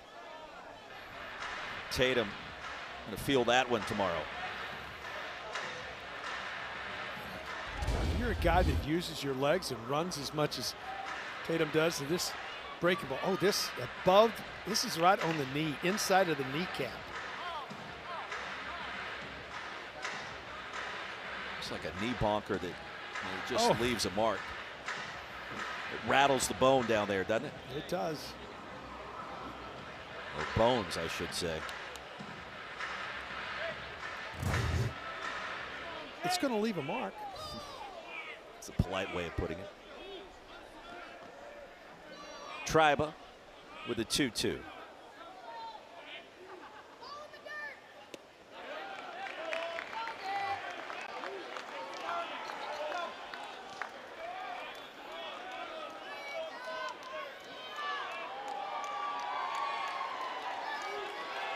Tatum won a WAC championship at Sam Houston. Second team all WAC this season. He knows what it's like to be in a moment like this. Strikes out, and Triba. How about that? How about the courage as a pitcher to throw a 3-2 changeup right here? And what a good one. Look at that ball just come out of his hands. Parachute comes out halfway to the plate. First one you've seen in the at-bat on the 6th pitch of the at-bat. Dynamite pitch. Now, you took a look at the stats for the Gauchos, and they've got a host of guys with a bunch of saves that can all slam the door shut, and that's what they need here, obviously. Yeah, they've got guys in their pen that can get you out. Here's Slade McLeod, starting second baseman. His brother Cage is over at first. He'll take a first pitch strike. I mean, Jim Schlossnagle yesterday talking about that 6-1 win by Tarleton State here at the Dish 2 months ago. It's the fastest team we saw all year. And the score wasn't indicative of what happened that night, meaning that Tarleton State was better than the 6-1 score would indicate when they won the game 6-1 to begin with. Texas scored early and didn't get a hit again until the 9th inning. They went 7 innings without getting a hit. Ranked number 2 at the time as well.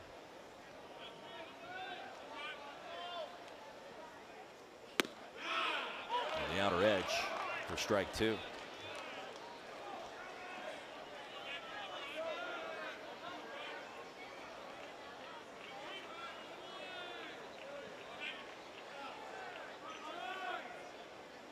Back on March 17th, one of the biggest wins in program history for Tarleton State. Ike Shirey drove in a couple of runs after they took a 4-1 lead. And that was all she wrote, and nearly 7 innings between knocks for the Horns that night.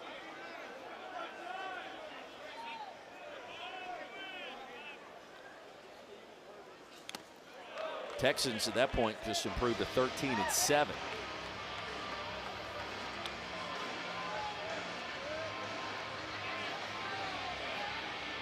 Pretty impressive to come on the road and do that your first year eligible, reach the NCAA tournament.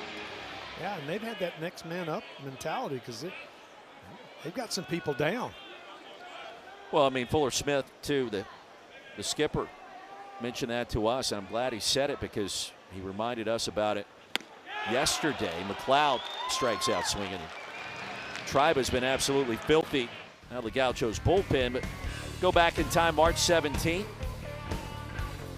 Couple of runs score the bat of Shirey. The pitching was lights out. And a 6-1 win. Pretty big deal for the team out of the WAC. Oh, it's a gigantic deal.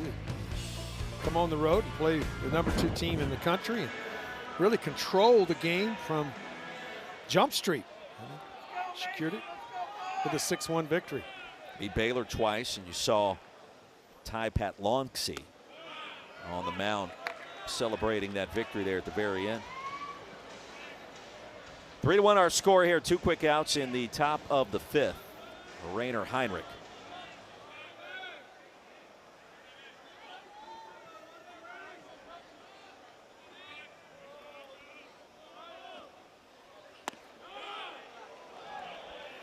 Good matchup right here. Really good right-handed hitter.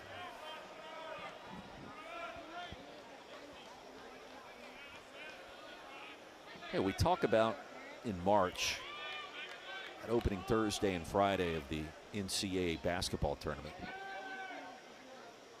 2 of the best days on the calendar. Oh, yeah. All year, right? I mean, without question. You see maybe not as many upsets as we used to, but there's drama, there's buzzer beaters, there. 15-2 sometimes in a Sometimes. miracle. High Point did it this past March. They were a team that were a point away from advancing to the Sweet 16, but had that early round upset. Now, you really could argue in college baseball, these first 2 days of this tournament, you're seeing more upsets. And there's a couple of reasons to look at that, to be honest with you. I think the lack of draft, now the draft is shorter. There's more people playing college baseball. NIL has changed some of the guys that go. There's more scholarships. So you're in a scenario now where there's a lot of good players across the country, and these teams are closer than you think they are. And 60 feet 6 inches away can always make a difference in a ball game. If I got Sandy Koufax, all I got to have is one guy hit a home run, you know. So pitching sets the tone. 20th pitch of the inning here for Triba. Inside at a full count. I just think the point should be made. What we've seen today, UCLA losing, Auburn losing, Oklahoma State, Arkansas right now is on the ropes. Southern Miss at home. Southern Miss against Little Rock. You don't want to see Little Rock ever pop up in your bracket, your regional. Warning for the future. Sharply up the middle, that's a knock. Heinrich aboard his first hit of the game.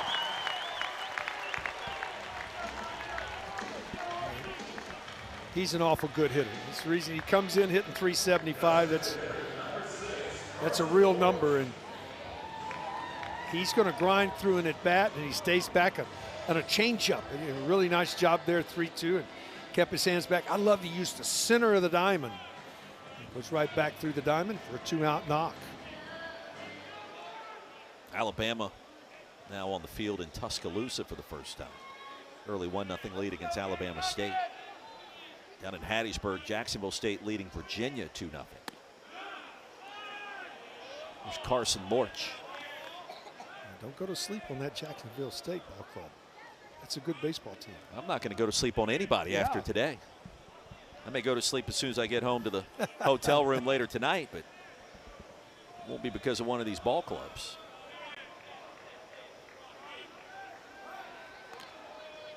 Try a sneaky little throw to first. But I'm saying we've seen more upsets today than I feel like we've seen the last couple of basketball tournaments, and just outright shockers. Number 1 seed has never lost its regional opener going back 27 years until this afternoon. St. Mary's, UCLA. It happened.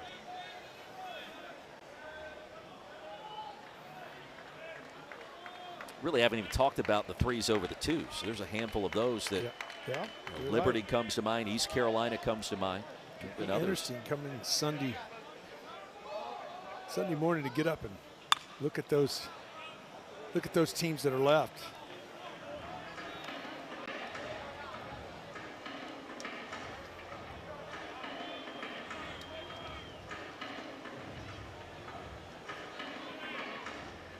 Apparently Lee Croy and Liberty defeating Boston College was one that we mentioned in passing.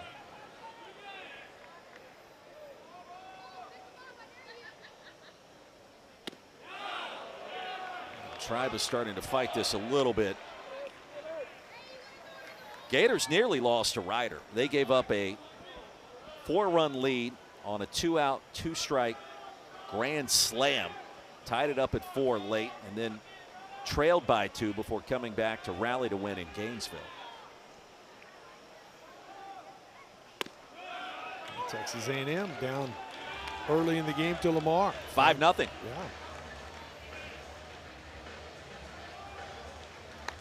What do you think Butch Thompson's thinking about tonight down on the Plains? It's not happy thoughts.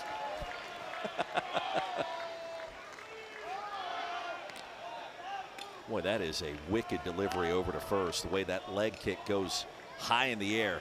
Yeah, and first base is this sun starts to go down here in June, end of May, 1st of June. It's difficult to see the ball at first base, too, from the pitcher on a pickoff. Runner goes, line drive into left field. It's down for a hit. Advancing to third is Heinrich. Slides in without a toss. Here comes Tarleton State. Runners at the corners, 2 outs in the 5th. And Lorch now with an 8-game hitting streak after that single into left field. Nice job here, just keeping his hands back again, just enough. And with the runner in motion, makes his way around to third. Nice job. Thought about going to throw. You don't want to throw ahead of the runner. That allows that guy to hit the ball into second base. Does a nice job keeping it first and third. Big Barrett, moment right here. Yeah, Barrett out in left field. Good call by you. Lorch now has hit in 8 straight. Texans will try to enhance their advantage on the inside corner at 76. To Cage McLeod. Well, his brother Slade threw a walk in the first inning. Cage has a sac fly in the first. And the McLeod brothers doing their damage. To the gap, right center. That's going to drop for a hit. 1 run is in. The wave around the next runner, Lorch. No throw to home plate, and Tarleton State now leads it 5-1. Cage McLeod has driven in 3 runs today, a difference maker over at first base on offense and in the field. got in on him. They had the shift in the outfield where they were shifted over into left center, and just not a chance to get there. This is a big outfielder. Got jammed just enough, and nobody able to get there. And by the time the ball gets back in, great hustle to score all the way from first base. And boy, some separation now for the Texans. Sixth double of the season for Cage McLeod. And in the Texas heat, it's been a scorcher today. Tarleton State, the WAC champs, applying more pressure to the Gauchos from Santa Barbara. All of this coming with 2 outs, Keith. Yeah, 2 outs and nobody on after back-to-back strikeouts to start the frame.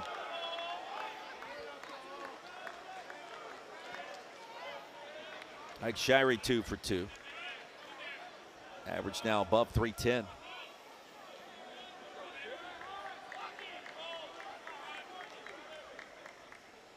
Shirey, the senior shortstop.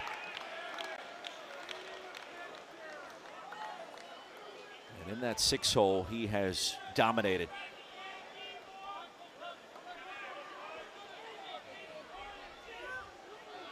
A little smooth sailing for Triba to start, now up to 31 pitches in this inning alone.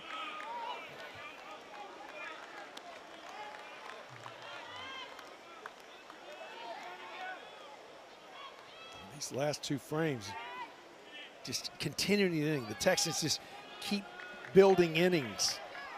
They found a way to put a couple runs in each frame. Still the inning not over here.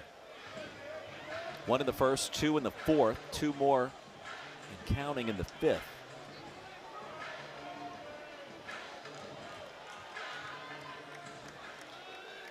Texas will get the winner of this one. Holy Cross will get the loser. Winner of this Austin Regional matches up with the winner of the Regional in Eugene. Smack to third, down to one knee, Esker. Inning is over, side retired. 2 more on the board for Tarleton State. 5-1 our score in Austin.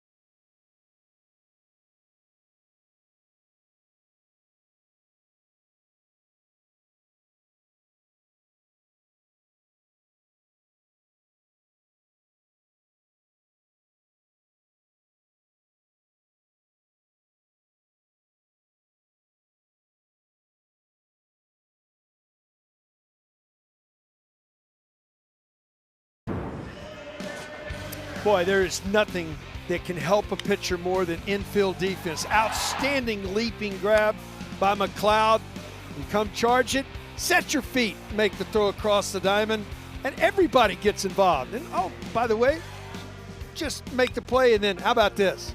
As a first baseman, lay it out to come up with the play. Well, that's how you get outs, and that's how you get to this point of the ball game. We're halfway through this when defense has been exceptional for the Texans of Tarleton State, and what is now a 5-1 ball game. And you look at that number, 470. It's not just an outstanding number, but well, they have done the job here today. Limited the opportunities for the Gauchos, who now all of a sudden, this is some separation in the ball game.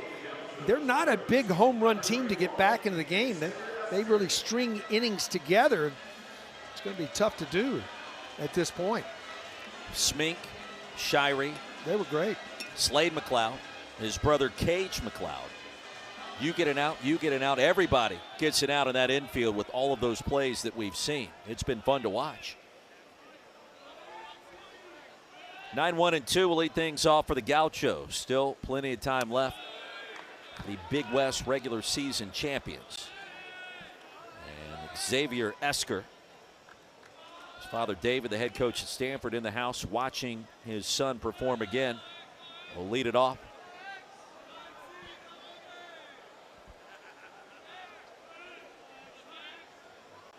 I'm not going to ask the question yet, but it's in my mind. And maybe in about 2 or 3 more innings, you got that ace in the bullpen. If you don't come back and win this game, I mean, it's win or go home time tomorrow, potentially against Holy Cross. And we got a lot of baseball left here. It's softly fouled back right over the netting, 6 rows deep. I think I know where you're going, and that's going to be in it. We'll approach that once you get later in the game, I think. But it is a. I'm just planting the seed. Oh yeah, it's.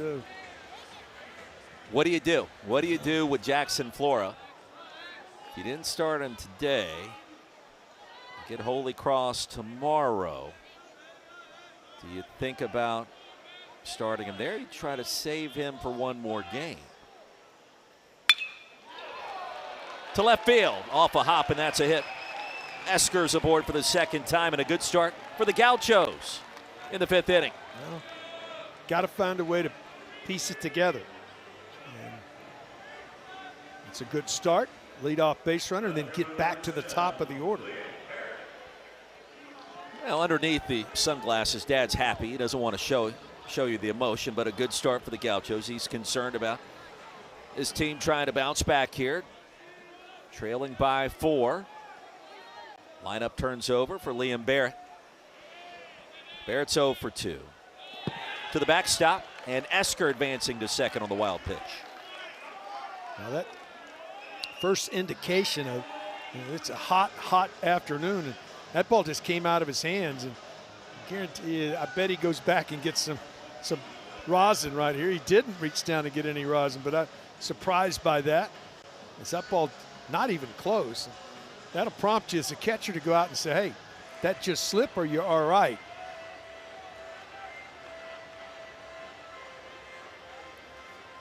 Oh, just the 3rd hit of this game for the Gauchos on the leadoff single from Esker. 75 pitches now for Lowry. And this is a big moment. I mean, he's trying to qualify himself, give himself some length. The bullpen is working with a purpose for the Texans in the bullpen, but 3rd time through the order. That's usually by that time you have a game plan as a hitter after you faced a pitcher a couple of times. Now step in and see what happens here.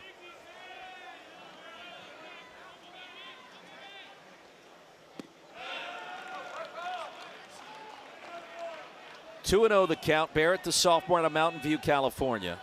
Honorable mention All Big West this season. And just trying to pass the baton.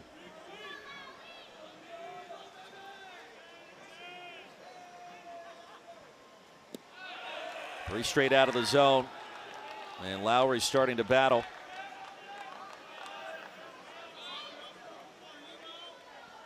Get another base runner. All of a sudden the tying run moves into the on-deck circle and things start to get interesting.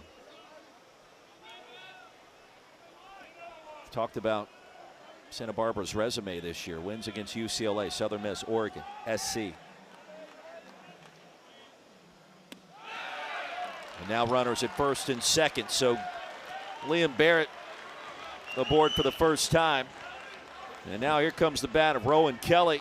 Hit his 4th long ball of the season back in the 1st inning. Get the Gauchos on the board. That tied it at 1. And a shot right over the center field wall. Yeah, I think we're going to have a pitching change here. This is nice. I think they were going to go to a left-hander, get a lefty-lefty matchup here. It's not official at this point, but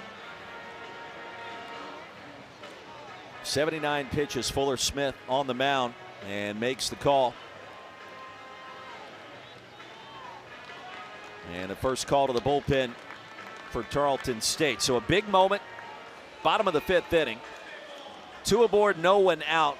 And Tarleton State trying to protect this 5-1 lead. We'll tell you about the new pitcher for the Texans. Nice round of applause for Court Lowry into the dugout.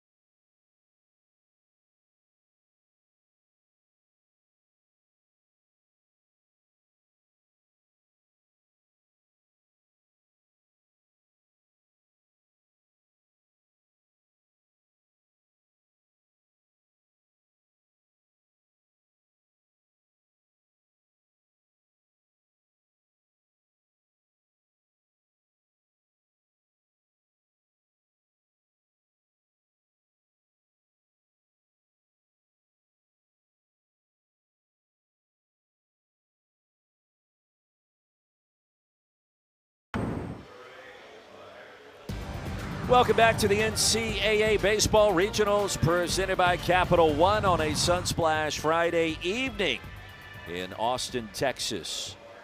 Court Lowry's afternoon comes to a close. 4 solid innings, the 3 hits, the 1 run. He is responsible for the 2 runners aboard with nobody out. Yeah, he gave him some depth. He got him into the 5th inning, did a nice job limiting the damage to just 1 run. Obviously, he's responsible for the 2 runners on base, and they're going to go to the bullpen. Bring in a left-hander. Carson Davis is the left-hander into the game. Grand Prairie, Texas native in the Metroplex area, the Dallas-Fort Worth area. And he comes on here. He's 6-0 in the year. This is his 23rd appearance. He's pitched a lot of innings.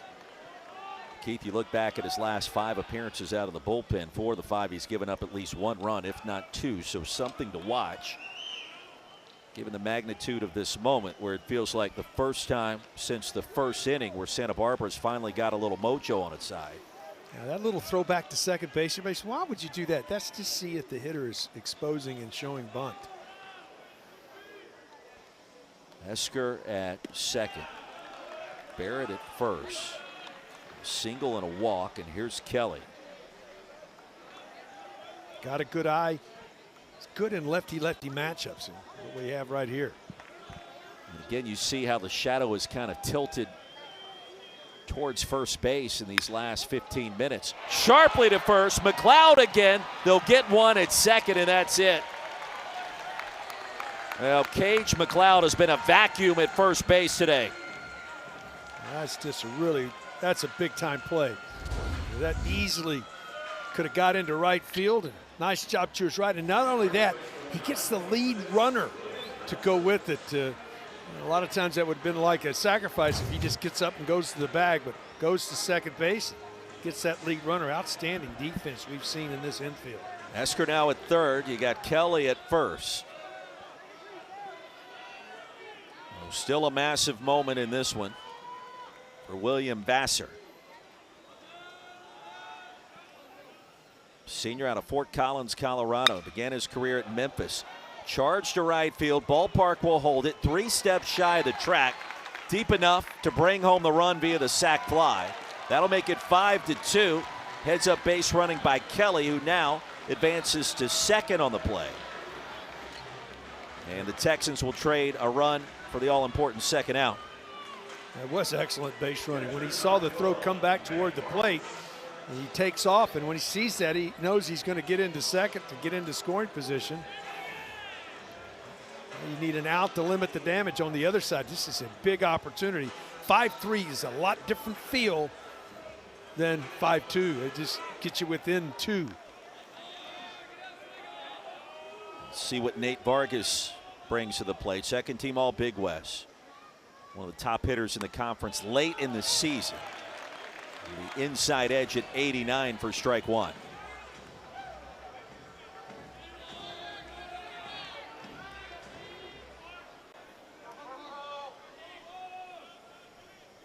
Base hit here would make it a two-run affair. He'll work the outside corner.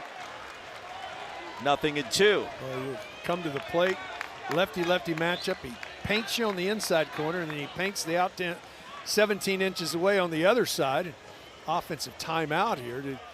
Sometimes you just want to give a hitter a break and say, look, he just made two outstanding pitches. He nipped the inside corner, and then he went right away at the knees on the outside corner. Sometimes you want to break rhythm with one of these offensive timeouts. Arkansas has now gained the lead for the first time today against Missouri State, 4-3. What is happening in Tallahassee? St. John's is tied with Florida State at 5 in the top of the 8th inning after a fast start by the Noles. 0-2 to Vargas.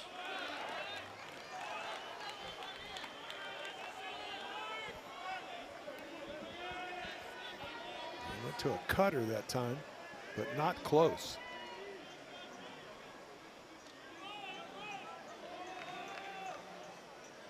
Senior catcher Nate Vargas. 3 hops to second. Slade to cage. That'll do it. McLeod brothers slam the doors shut. Davis comes in. Got a couple of outs, only 7 pitches. And the lead at 3.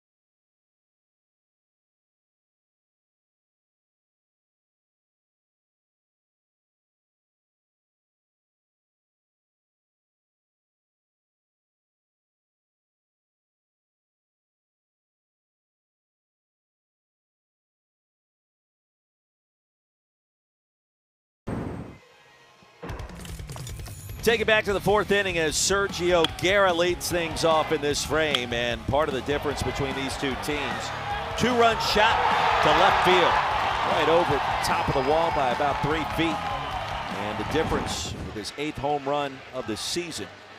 3-run advantage for the Texans out of the WAC against Santa Barbara out of the Big West. Yeah, they did a nice job. That gave them the lead, and then they came back in the 5th, did the Texans, and put another 2 spot on the board. And scored in their last 2 frames. It'll be the bottom third of the order due here. And now you're getting to that second part of the ball game where outs are important.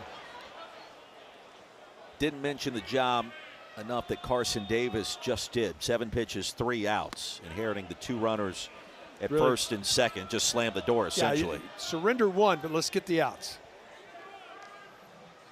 Guerra's 1 for 2 with that 2-run shot. Shade over 300. San Diego is in San Diego, Texas. He may have hit it there right now. That's another home run. A moonshot to deep left. 6-2 Texans.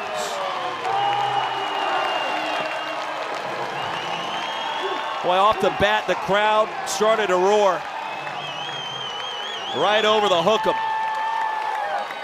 This ball is a no-doubter.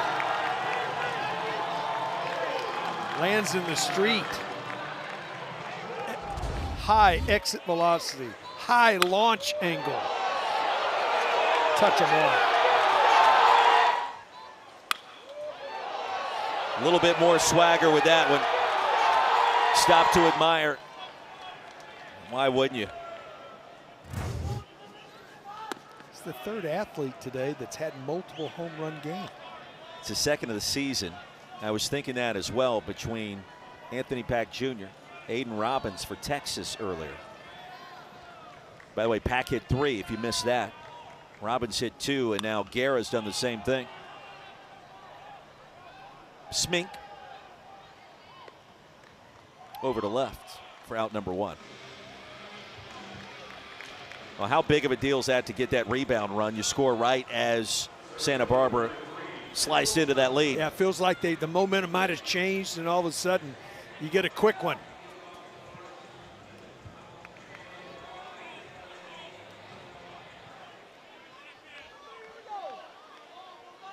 Didn't have Sergio Guerra's leader in the clubhouse so far for Tarleton State today, batting 7th. You look at the McLeod brothers and Tatum up near the top of the order, and Heinrich. Good defense too. I mean, really good defense. I'll give you one more inning to stew on the question that I have yet to pose. I want to make sure you have enough time to come up with an ample answer and response. Gotcha. And one that is well thought out and maybe okay. Almost like a flow chart of sorts. If this, then that. But you got Jackson Flora over there in the dugout. Could be the top pitcher off the board in the draft. Off the hands in the infield. And Esker retrieves it in his third base position. 6-2, Tarleton State.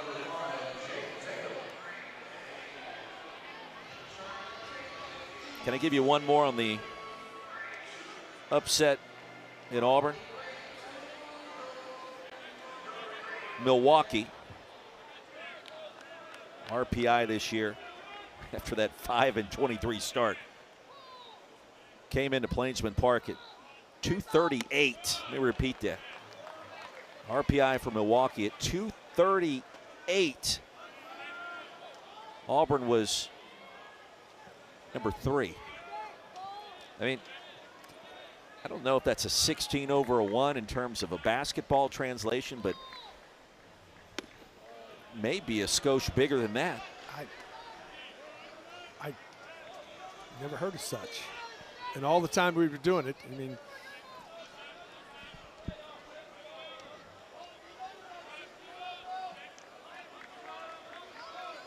here's Tatum.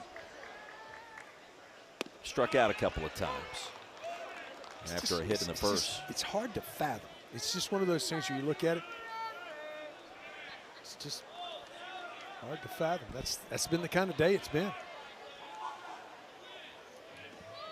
It's like brushing your teeth with putting the toothpaste in your mouth first and then the toothbrush, Bryce Harper. Hard to fathom.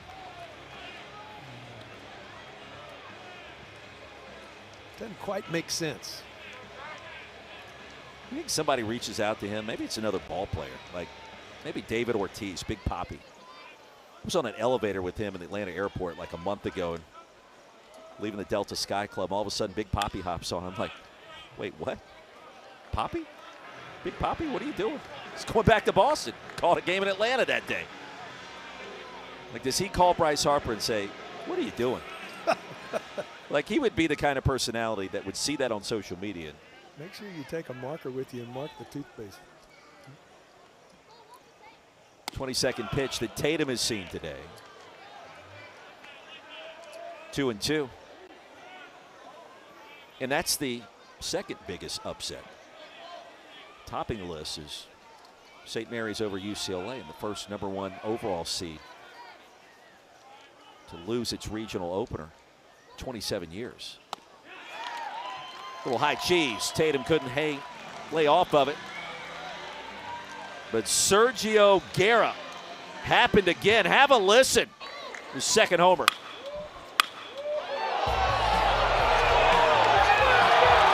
Sounds so sweet off the bat, and the lead at 4 for Tarleton State.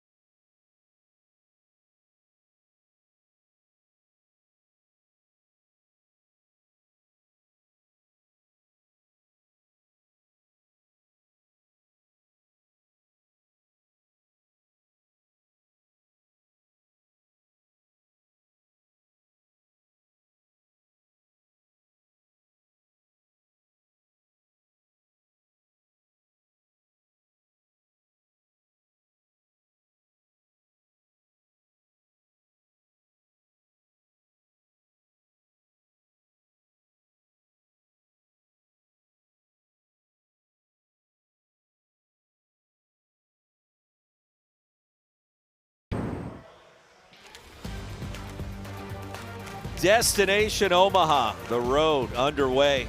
LSU's won 2 of the last 3. That will not be the case this year. Underway June 12th. Got some new blood headed to the Schwab. And meanwhile, here in Austin, 6-2 Tarleton State. 3 seed here in the Austin Regional, leading the 2 seed Gauchos of Santa Barbara. A 4-run lead. Keith Moreland, Roy Philpott. So just as we anticipated, Tarleton State, with all of its speed, all of its athleticism. It's done it with the home run. No stolen bases today in a 4-run lead. It's done it with power. Carliner up the middle, in and out of the mitt, and a leadoff man aboard for the Gauchos, playing behind the back out there, the second baseman, Slade McLeod. Got a little in between hop. The ball went under the pitcher. In baseball, there's a thing, they play flip, a little game where you flip the ball out of your glove and back and forth, and you deep somebody where you get out. It's almost like he didn't see it. It went right by the pitcher, and then it almost hit the bag, or maybe he skipped off the bag and couldn't secure it. It's interesting. They're going to call that E4. The error on Slade McLeod. Not sure if I agree with that. Here's Goldstein. Cade's 0 for 2, hitting .222 with a couple of long balls. Gauchos just 3 hits today, and they've been scattered. The homer in the first, a knock in the third, and then again in the 5th inning.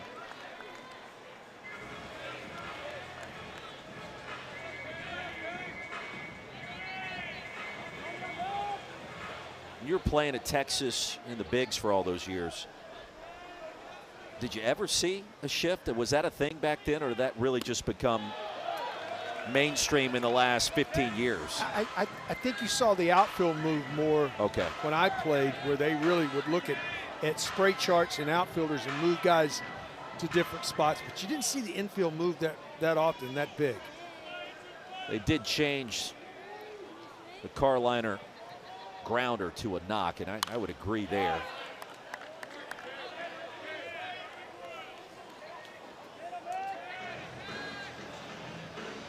I think it's the right call.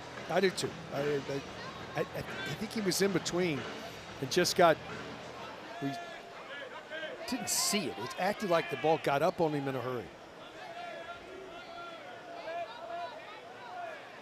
Davis remains on the mound, and a healthy cut by Goldstein. The strikeout is the first out.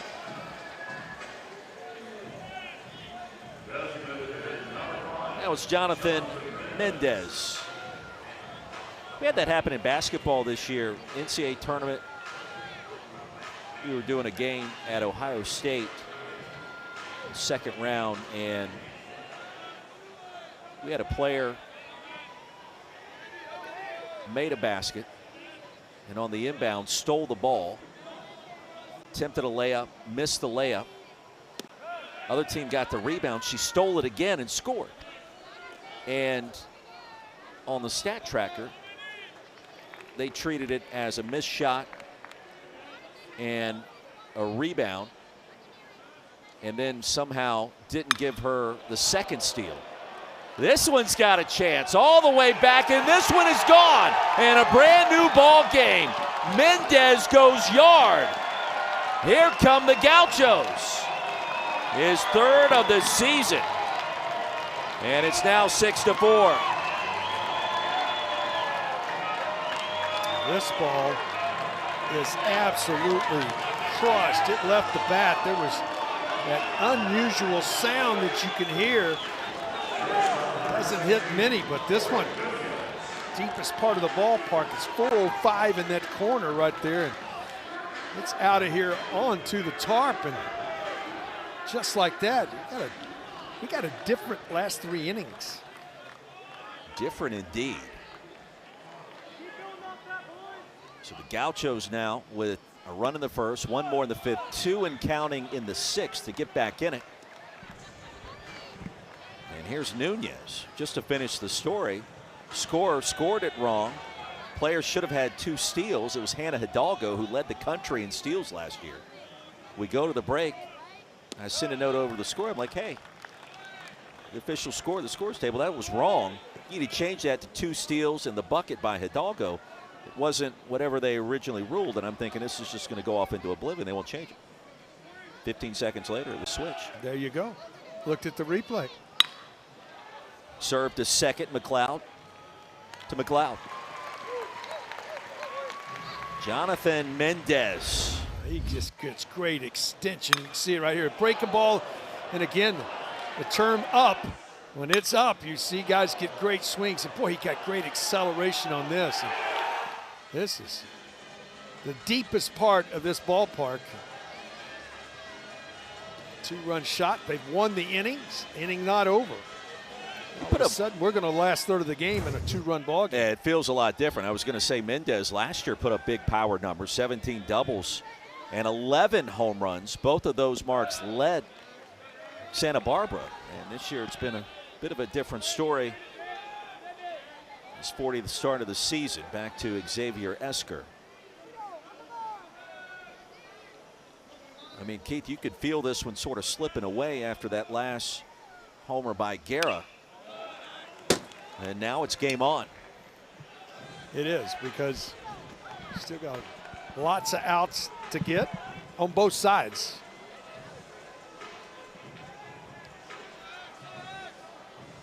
It's 19-1 in our first game in Austin. Texas defeating Holy Cross. Longhorns await the winner, the number 6 national seed. Holy Cross awaits the loser. First game tomorrow. We'll see an eliminated team. Ripped down the left field line. Esker digs for second. A big turn at first. He'll make it easily. A stand-up double. And another hit can make it a 1-run game. Keeps his hands back on this breaking ball. Boy, really nice swing. He's trying to get that to come on the back foot. Leaves it over the plate. You see this spinner? Esker head right down on it. Gets the barrel out in front. Keeps it fair. Down into the corner. Let's see what they want to do with Carson Davis. They're going to make a move to the pin right here. And Fuller Smith back out of the Tarleton State dugout. Well, Davis inheriting those 2 runners in the last inning. 7 pitches, 3 outs, gave up the 1 run on the sac fly. He was moving and grooving until the shot by Mendez moments ago has changed everything. Good baseball game in Austin. 6-4 our score as we step aside.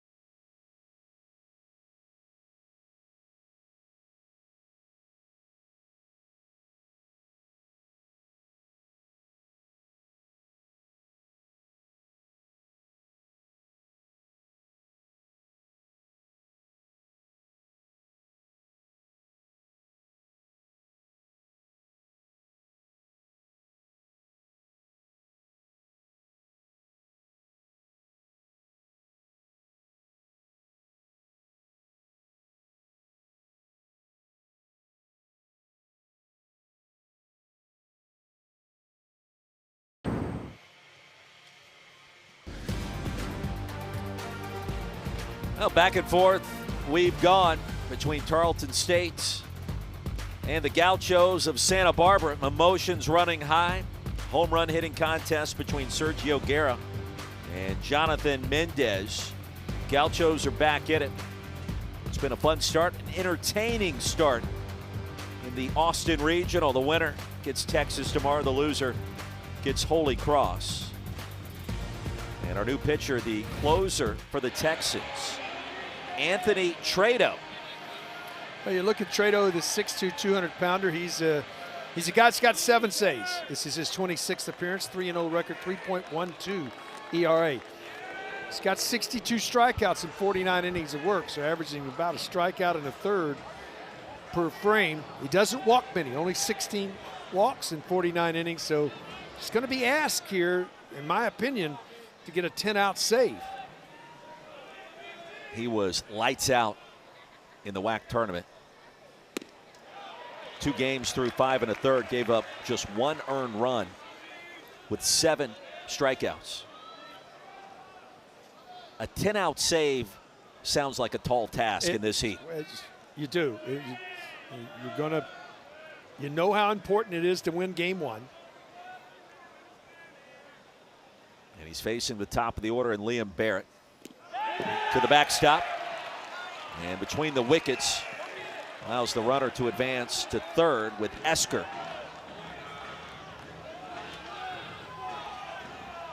You do things, you get into the postseason, especially in one of these double elimination regionals, winning the first one is just such a huge importance. We gave you the percentages of what it's like to, if you lose the first one, advancing to a super regional. So sometimes you say this is our best shot, and right now you may have to use the guy a lot longer than you think you would like to. Ripped foul. Esker at third base on the wild pitch by Trado. Trado, the Barton Community College transfer, and there you go. 93% of regional winners win that opening game. That is a thick number. It's a huge number. That's why you look at it and say, all right, this is my best opportunity. I'm going to go to my guy now. Chop foul. Well, anything hit over McLeod brothers' direction, you feel like is an out. Well, you see them all. Yeah, they're very good. But what you notice is everybody with their glasses down on the right-hand side. It is really difficult on the right-hand side of this field for the next 20 to 30 minutes.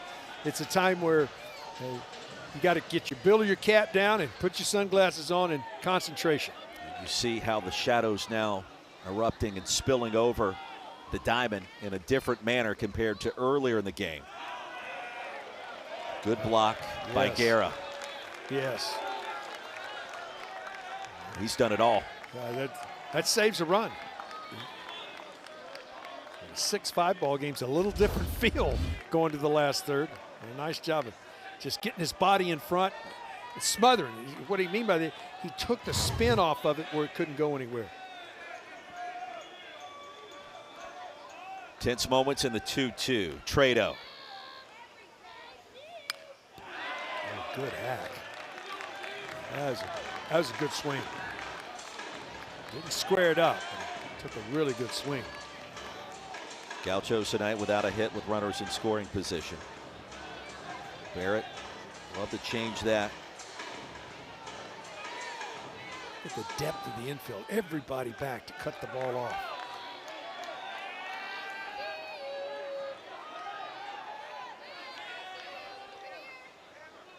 The 2-2 again. Up and away.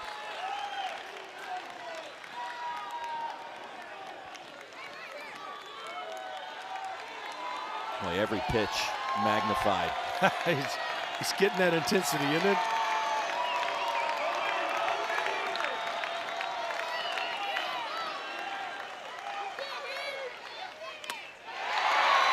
Just gets a piece of it to keep the at-bat alive. Well, Garrett did everything he could to try to hold on to it and find a way to grab it. He paid the price for that one. Ouch. You've got that's mask, and that hockey style mask does a good job. It's still like taking a punch. You saw him squeeze his eyes. It makes your eyes water. Ninth pitch of the at-bat coming up. What a battle between Barrett and Trado. Top of the lineup against the closer. And a 2-run game. And the 3-2. Fouls it straight back. Right on it. Barrett right on that fastball. How about it? He's throwing him a 3-2 breaking ball, now a 3-2 fastball. What does he go back to here? As a hitter, sometimes you're saying, I got a C ball. But sometimes C ball, that fastball can get by you. So sometimes you have to start a little early. Just got to find a way to keep your hands back.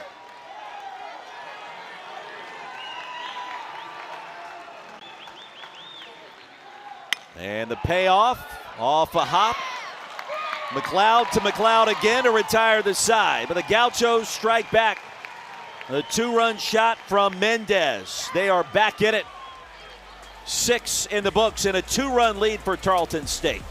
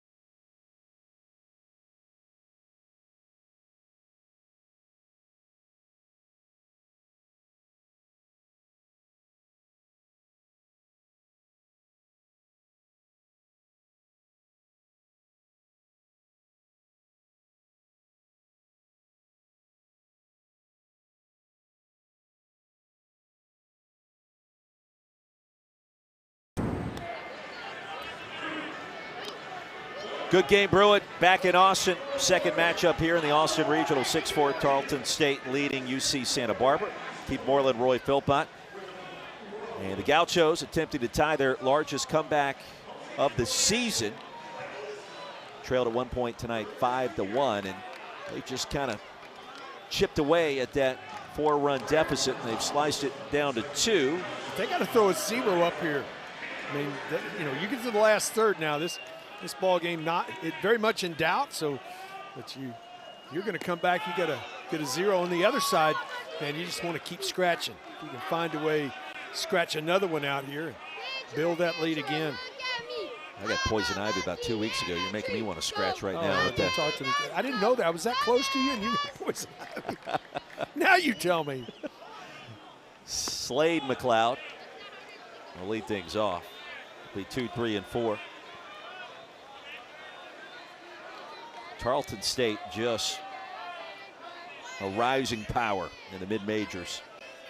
You can see that on display with some of the power that we've seen today, the speed we've seen a lot of times this year. And those are the plays that Tarleton State has made over at first base, and that time Vassar unable to come up with it cleanly. You make a play, make a pitch.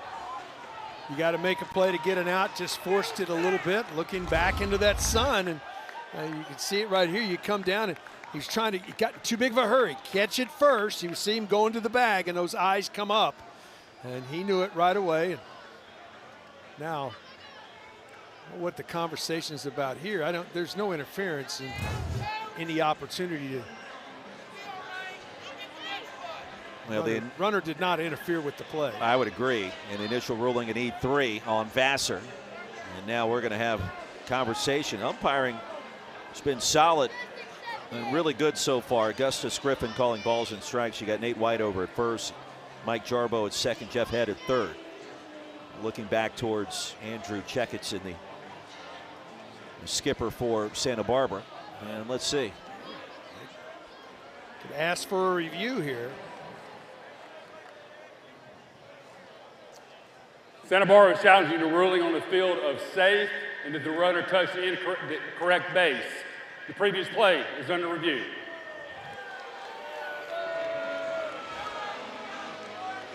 Well, First of all, leaving home plate, the green base is the only, you can touch the green base. If you make a turn, and we get a chance to see it right here, as he's going down the line, he's in the running lane, and he touches the green base. That's safe. He never turns and looks. This is gonna stand as safe. That was safe. That was so safe, bro. Clearly on the green base.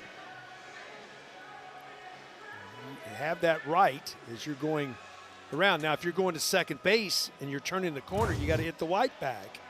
But down the line, when you're leaving home plate, the green bag.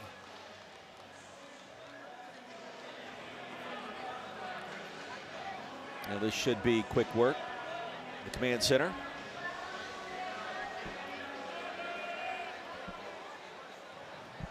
After review, the runner is safe. Confirmed. Santa Barbara has one challenge remaining. So Andrew Checketts will test those challenge waters and come up empty. One remaining for the Gauchos. Tough part of this Texan lineup right here, too. Don't get that out now. Bullpen is active for the Gauchos.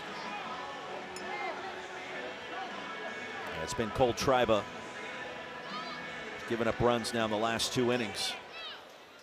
Wasn't helped by his first baseman there. Well, you can see the way that Vassar is positioning the glove. Oh, he's looking directly into the sunlight. And he can barely see what's happening with Triba on the mound. That's a great angle. Splashing right over the stadium. Down on the playing surface. Heinrich a healthy cut. Yeah, good straight change. Really took something off that, had him out in front.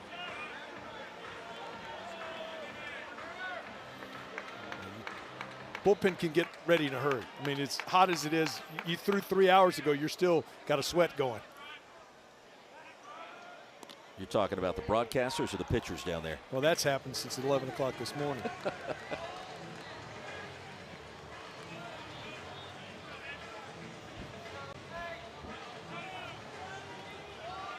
Deep breath for Heinrich.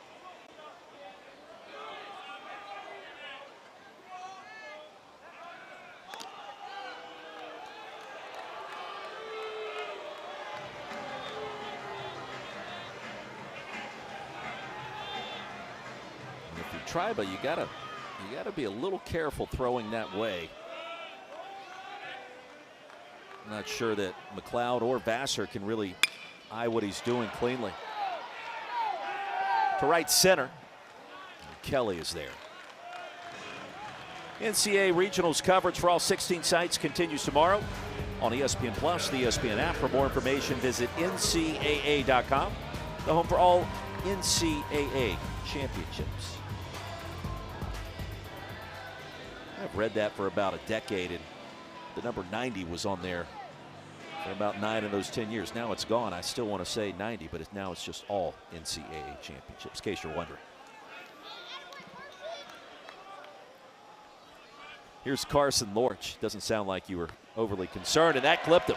That came in, and the sweeper came right across his body, so that'll put runners at first and second.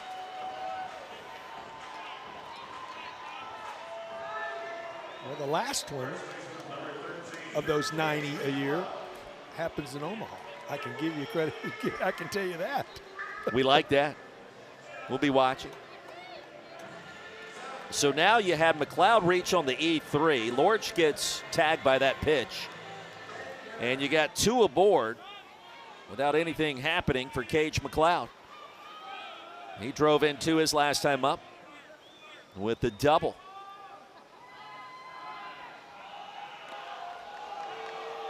He'll try to bring home his brother, Slade. 2 great baseball names, Slade and Cage. Yeah.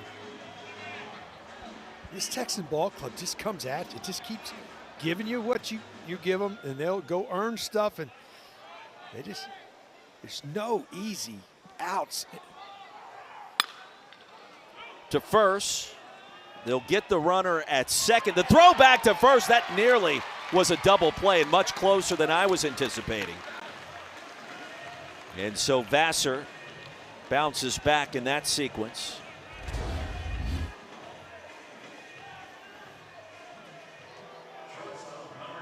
Boy, this becomes top of the 7th. You think, well, there's still a lot of baseball. This comes a big at bat right here. Can you answer, gather that momentum again? And that did get closer than I anticipated it getting as well. He dropped back with that right foot to give himself a chance. That'll be 3-6 on the force out at second. Advancing to third is Slade McLeod. Cage is now at first. He'll get a toss, and a little more protection with the shadow creeping across the way towards first base now. 24 pickoff attempts so far and counting. When a team stole 114 bases out of 140, they're going to run, and you're going to try to keep them close. Bunted perfectly down the first baseline. Nobody home. Too late. A run scores. Slade McLeod squeezes his way down the third base line, and Shirey brings him home. Just a perfectly placed bunt. Puts it down. No way the pitcher can get there. The left-handed pitcher falling to the third base side. Nobody can get there in time to cover. And how about the answer? 4 consecutive frames the Texans have scratched across a run. Keith, I'll go back to what you've discussed with the defense tonight. It's the kind of play that Tarleton State has found a way to make more times than not. And we've seen over at first base in particular in this inning, that's been a bit of a struggle. So an unearned run scores, and now that throw gets into shallow center. Cage McLeod will slide in at third. Advancing to second is Shirey.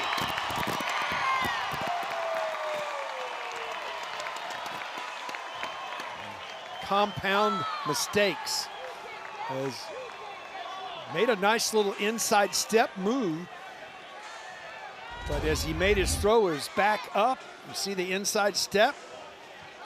Ball sails just a little bit. Can't come up with it.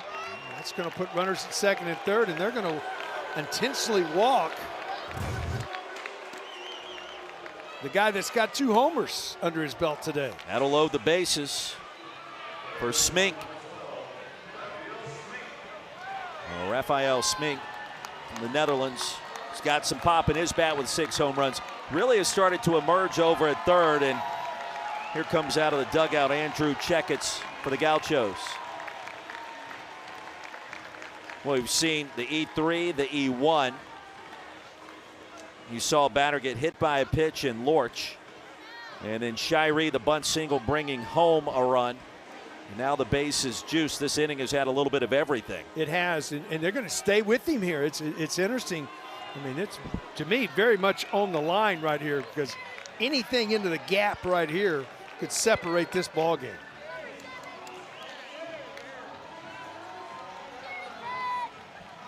Wheels are turning. Cole Triba. Next offering will be his 60th pitch coming out of the bullpen. And another big moment. Now, Fuller Smith raved yesterday to us about Raphael Smink. The job he's done at third base, and it's just waited for his time. Practice hard, team player.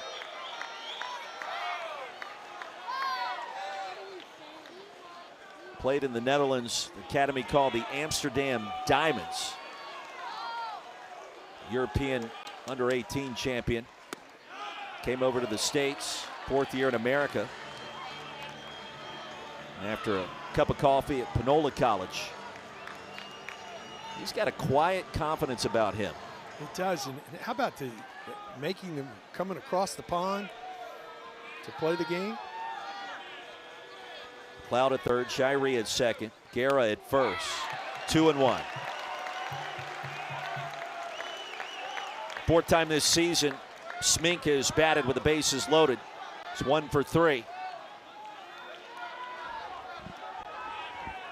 Huge pitch right here.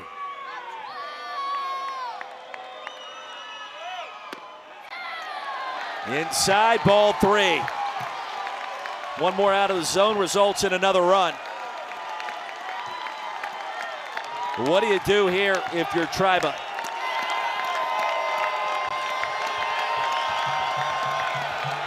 You can really zone it out as a hitter. You're looking for one speed in one spot.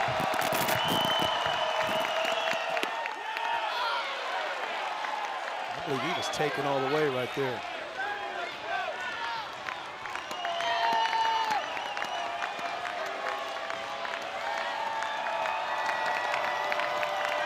Huge moment in Austin. Bases loaded. 3 balls, 2 strikes. 3-run lead. And the payoff. Called strike 3, and he caught him looking. Triba battles back. Now this is, you fall behind and you have to come with a strike. And not only does he come with a strike, he comes back with a dynamite pitch right here. Down and away, outside corner to end the inning.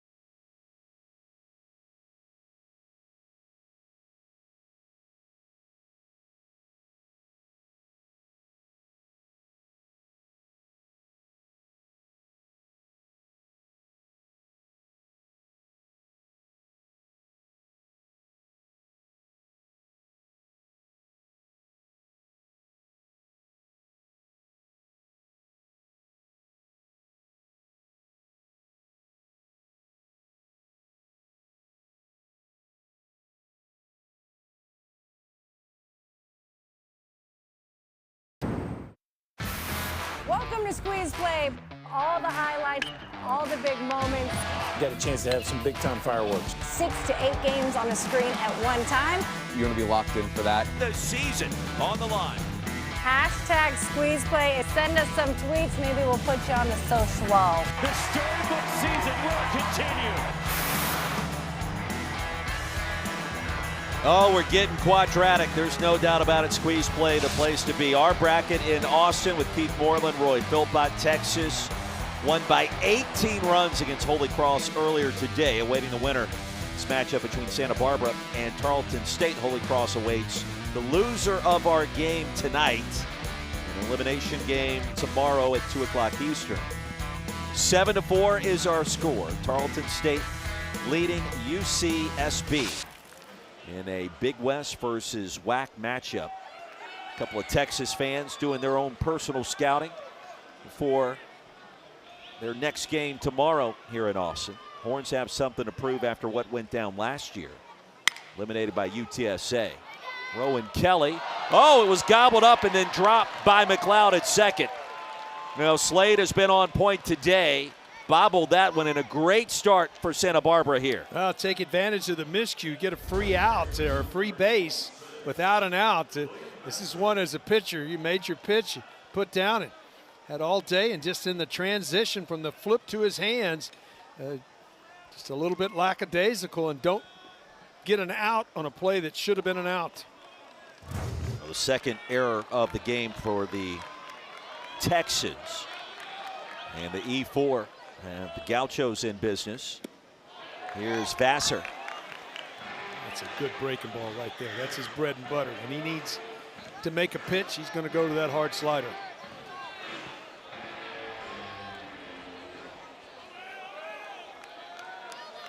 Vassar was hit by a pitch in the first, a sac fly in the fifth. Well, I looked at you during that last break and I said, I feel like the weirdness is far from over in this game. Like, it's still got a lot of outs to get. A lot of outs to get, but it's just been a game where the rhythm of it has been choppy, and there have been big plays by both sides here in the last couple of innings. Off speed, he was out in front. It's 0-2. And so we get the E4 right away, and let's see what happens now for the Gauchos, who are not going away quietly tonight. It's the saying here in Austin, keep Austin weird. And that fits with the baseball mentality just fine. Dribbler, right side, throw down to the shortstop covering the bag at second. Get the force out, so the lead runner is erased, and that's one way to do it. Well, this is a really nice job to find a way McLeod does to go with it, and he's not going to stop and turn and get an out at first. So did a nice job coming up, knew he had time, made an accurate throw to second to get the lead out.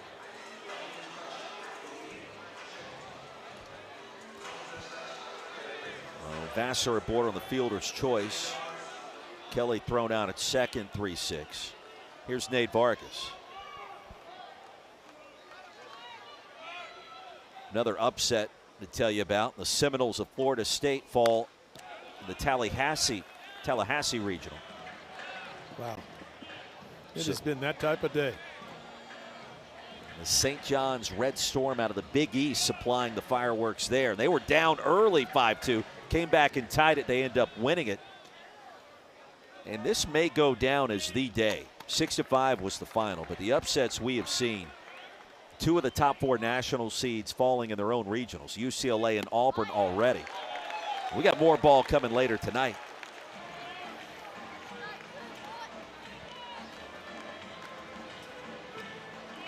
Really nice breaking ball. All of a sudden he came in to the game. Didn't seem like he had good command. He's come out in this inning, and the command of that breaking ball has been exceptional. No upset in Chapel Hill with North Carolina pounding VCU. Good block by Guerra. He's been underrated in that department tonight. He's been Babe Ruth for the plate. I wasn't ready for that one, but you know, getting a little ahead of ourselves, but I understand. Hit two out of the ballpark.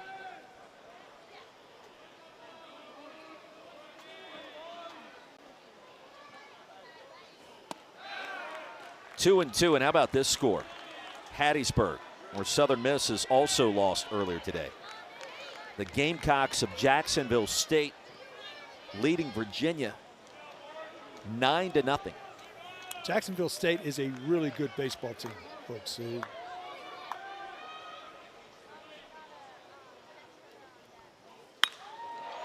Vargas to right field. Awkward bounce. And right in front of Tatum. The Gauchos with runners at first and second. This is a nice play. It's going to go unnoticed, but he tries to come make this play. This ball could have very easily got by him, but he's able to secure it.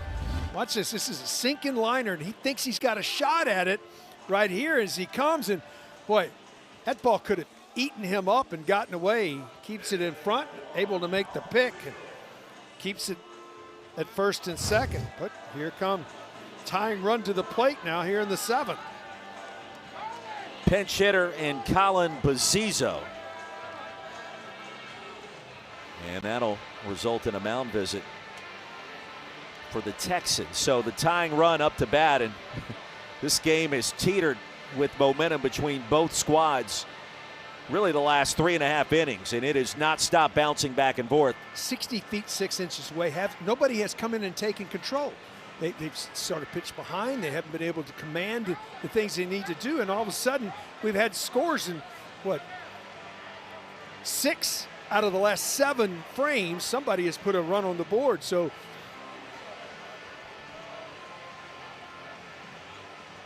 been fun to watch, fun to call. ESPN is the home for the NCAA College Baseball Regionals. Remind you, for around-the-clock multi-game coverage, scan that QR code on your screen right now. ESPN Plus subscribers can access expanded coverage with Squeeze Play. What does Mike Rooney have to say on a day like today? Well, I would say he's pulling his hair out, but he doesn't have any hair. Roons, we love you. I do. He knows it. Probably got the bucket hat on. Vassar at second, Vargas at first. And Bazizo, the hitter, the pinch hitter. Junior outfielder. Takes inside for ball 1. Number 1 for the Gauchos. A massive moment at the bottom of the 7th inning. Lake Stevens, Washington.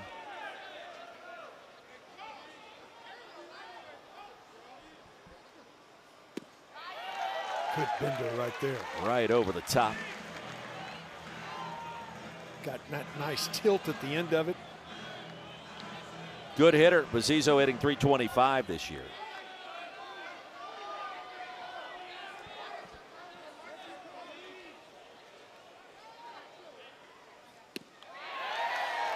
Good location again. Dropped it on that back foot. Hard for left-handed hitters. They see the ball out of the hands. They think they can get to it, and it just keeps biting down on their back foot. Well, Bazizo pinch hitting for Noah Carliner. Goldstein would be due up next here. Just one away. Over the top again. And down he goes. Now, Trado shows you some straight filth.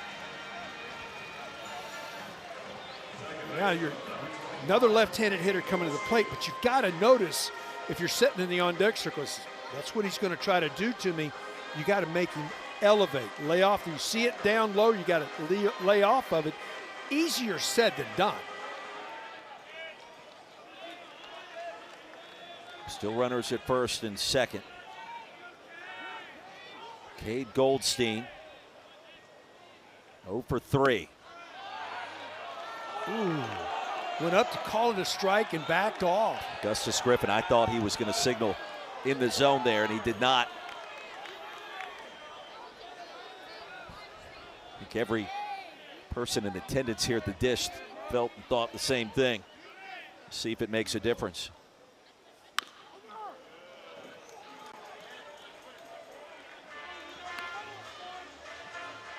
Just to see it again right here. Makes a decision late right here. Starts up. No, I think it's down.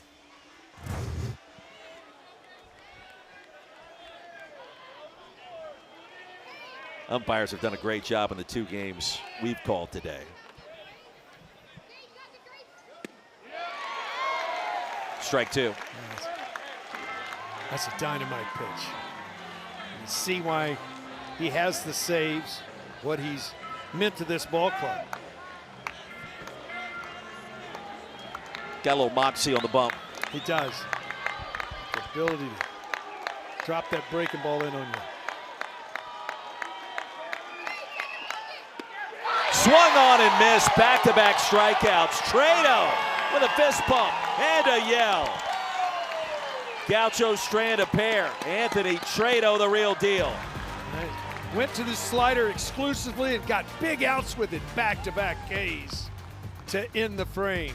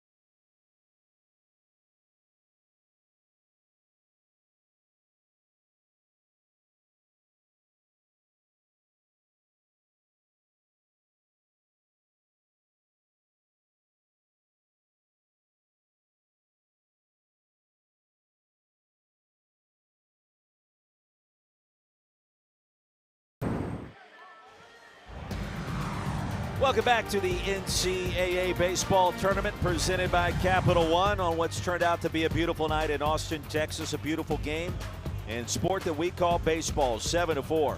Tarleton State leading Santa Barbara. Keith Moreland, Roy Philpott through 7 in our second game in the Austin Regional. The winner gets Texas. The loser gets Holy Cross tomorrow. And Cole Triba remains on the mound, and now a new career high coming out of the bullpen. Pitch number 66. Somebody has got to step up, and when you get in these type of environments and do something that they've never done before, and he's just reached a new high. Kendall Johnson, the center fielder, 9-1-2 will lead things off for Tarleton State. Kendall's 0 for 3 this evening.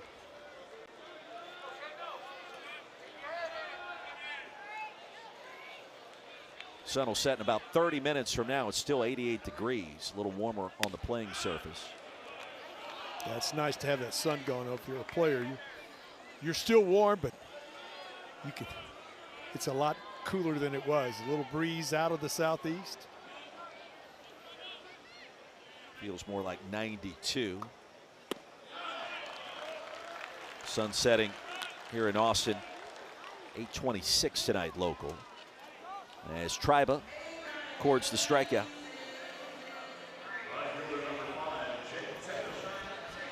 Back to the top of the order, Jake Tatum, followed by Slade McLeod. Jake a knock in his first plate appearance, couple of strikeouts since.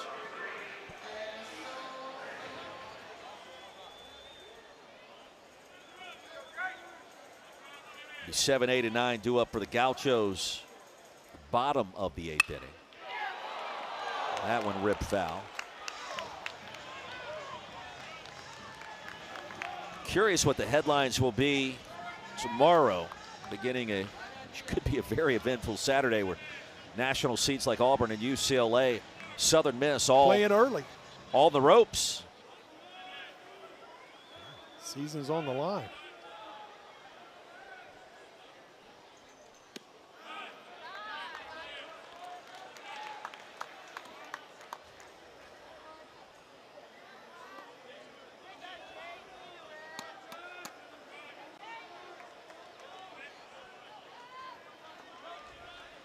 Tatum officially 1 for 4.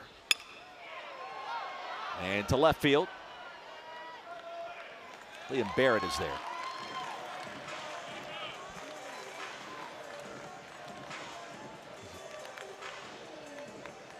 The Gauchos right now just haven't thrown a 0 up since the 3rd inning. To get any shot to come back in. It's 2 outs, nobody on. They've got to throw a 0 up here because they're down to 6 outs offensively. Yeah, a couple of 1, 2, 3 frames in the second, third since then. Hits all over the scorebook. Slade McLeod struck out a couple of times, reached on the E3 and walked back in the first.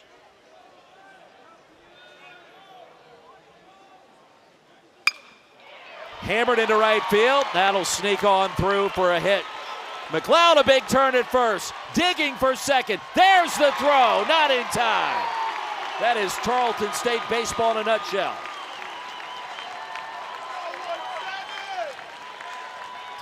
To make this happen, you have to leave home plate as soon as you make contact, thinking, I'm going to get to second base, and he comes out in a full sprint for leaving from home plate right here. And he's thinking it, hit the inside corner of the bag, force him to make a play with 2 outs, and get yourself in a scoring position. He just does that.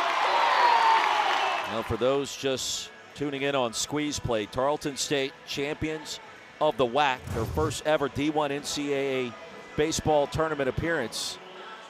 And they have acclimated themselves very well here in Austin, about 2.5 hours from home. They're in Stephenville, Texas for head coach Fuller Smith. Tarleton State won on this field back in mid-March against Texas by a score of 6-1, so they are quite comfortable. That quick drive down to get to Austin, and now Andrew Checketts out of the Gauchos dugout. Make the call to the bullpen, and Cole Triba, career high, 73 pitches. Did what he could, ran out of gas here with a runner at second. Yeah, it's most pitches he's thrown in his career out of the bullpen. Now, Runner in scoring position here with 2 outs. He just can't chase anymore. They're already down 3. Step aside in Austin, top of the 8th inning. The lead is 3 for the WAC champions over UCSB.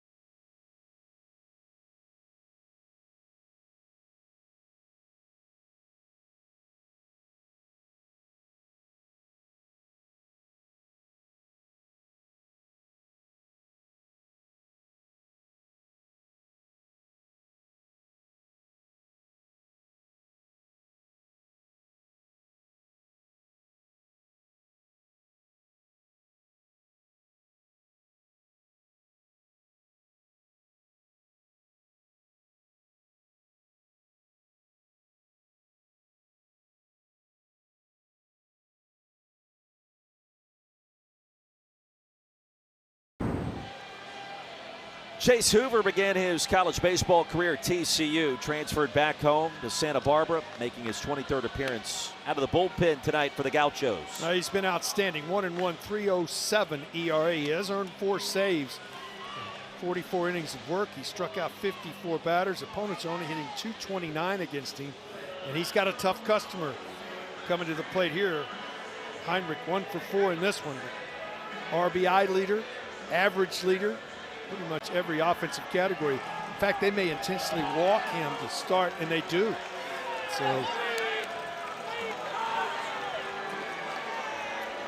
So after the 2-out double, Heinrich draws the free pass, and 2 aboard for Carson Lorch.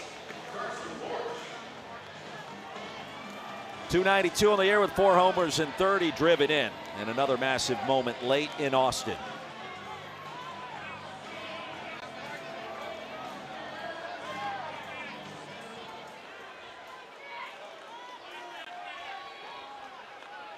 Hoover a quick lance back to second.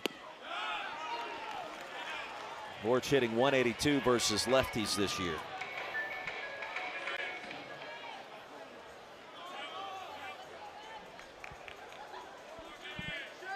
Gauchos have stayed within striking distance.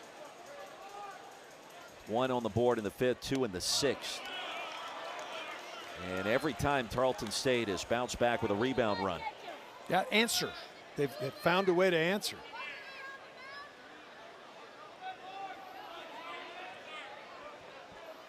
Down in the dugout, still rests the arm. The top pitcher in America, Jackson Flora. This score holds. When will we see the Santa Barbara ace? What do you do? I would, if I'm the head coach, I'm laying my head down tonight. Really tough. You just cannot leave here and him not pitch. Could you implore a scenario where maybe he doesn't start? The first sign of trouble, here he comes. I probably would be my style. May not get the ball to start. You have your cleats on and ready to go. A devastating variety of pitches, including the fastball that's touched 100 miles an hour on the gun this year. Good at bat here to work to a good hitter's count.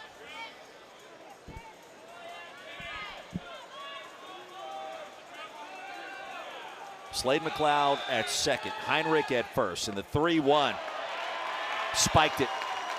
Bases are loaded. All this trouble beginning with 2 outs.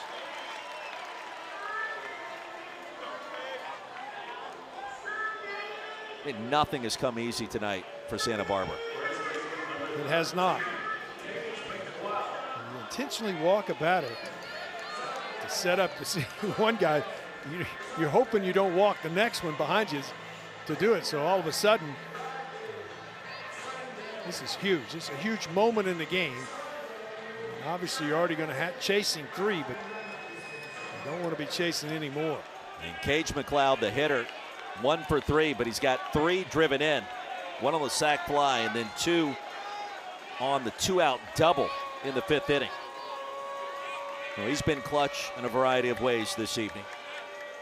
9 home runs this year, and a first pitch strike at 90. Does have a grand slam, 4 for 10 with the bases juiced.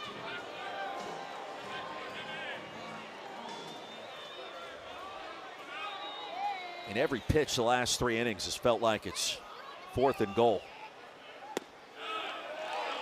Outer edge at 91. I feel like it's a 2-point conversion.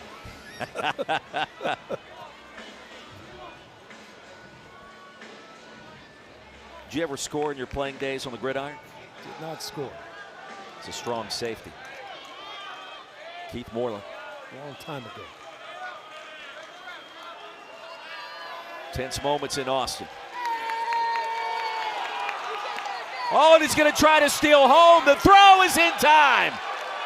McLeod sneaking down the third base line. Thought he caught him snoozing. Instead, a play at the plate. Did a nice job of stepping off. The one thing that you look at it is you got to come set. A left-handed pitcher, he has got to step off the rubber. Watch his back foot. Does he reaches back, steps off the rubber, and then delivers the ball. It's a safe play. Tried to steal a run, and it's a really nice job of being aware as a pitcher.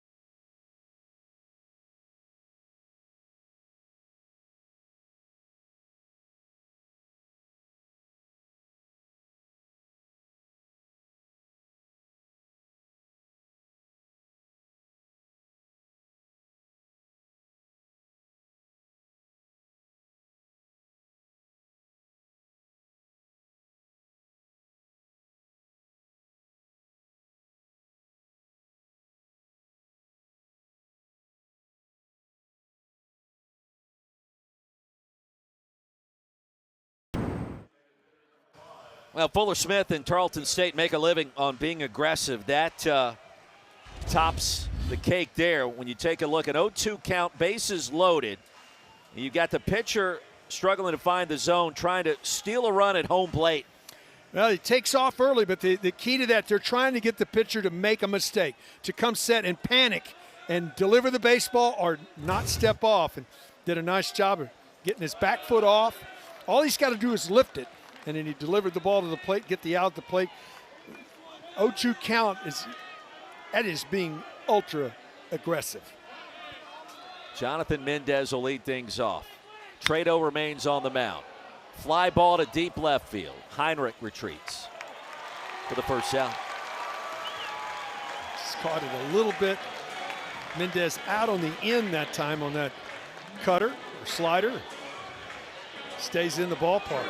Keith, if we talked enough about Anthony Trado and what he's done tonight in search of that 10-out save. He came on and really, his defense didn't help him. He made a mistake. You get a fielder's choice, and then he gives up his only hit that he's given up since coming into the game. And he finds the way to come back with back-to-back strikeouts to end the 7th. So It's been stressful. Corey Nunez, a first pitch strike on the outside corner. That was his 30th pitch delivered. This has been a stressful game. There have been plays and moments.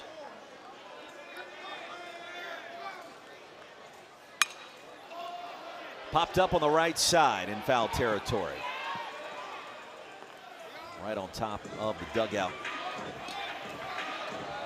Here at Dish Falk Field, Austin, Texas. 0-2 to Nunez.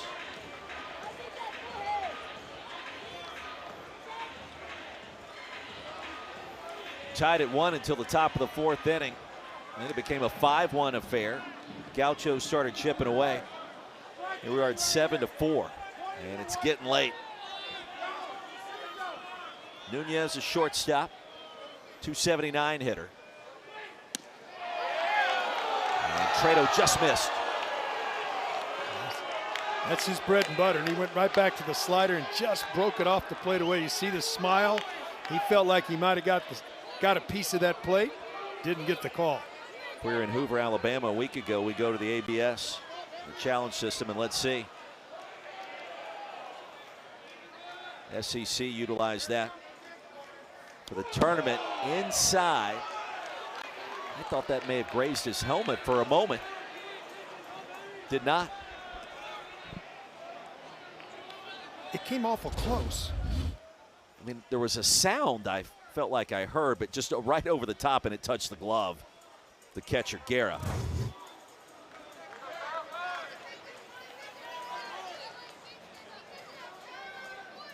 Gauchos in search of a couple of runners. Maybe a bloop and a blast into left field. Nunez aboard. Good piece of heading for Corey. First knock of the night. And that'll bring up Xavier Esker, who's got a hit in the 5th, a double in the 6th inning. He has swung an awfully good bat this evening. He has, and the other thing is now you're at 33 pitches for a guy that closes games out. You're going to start to see, as he made a mistake with that slider, it was up. As he starts to tire a little bit, your patience as a hitter, this is when you really force him to say, I'm going to make him get the ball up in the zone. Oh, Esker 2 for 3. The baseball family. And Tarleton. Quick leg kick, a slider, he swung right over the top. Got on top of that breaking ball. Got that downward tilt to it at the end.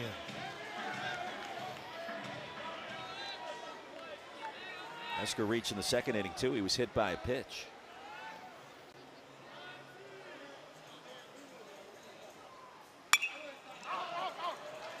Nothing in 2. Back at it tomorrow. Texas will get the winner of this one.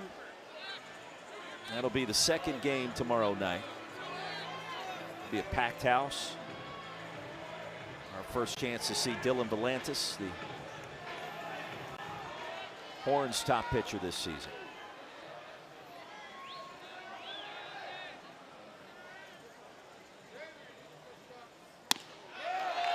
Fastball at 92 stays high. I like that. He went away from his breaking ball, said, I'm going to try to dot the I with the fastball, just missed the spot. He's going to come back with a breaking ball here. I get the sense that Esker knows that.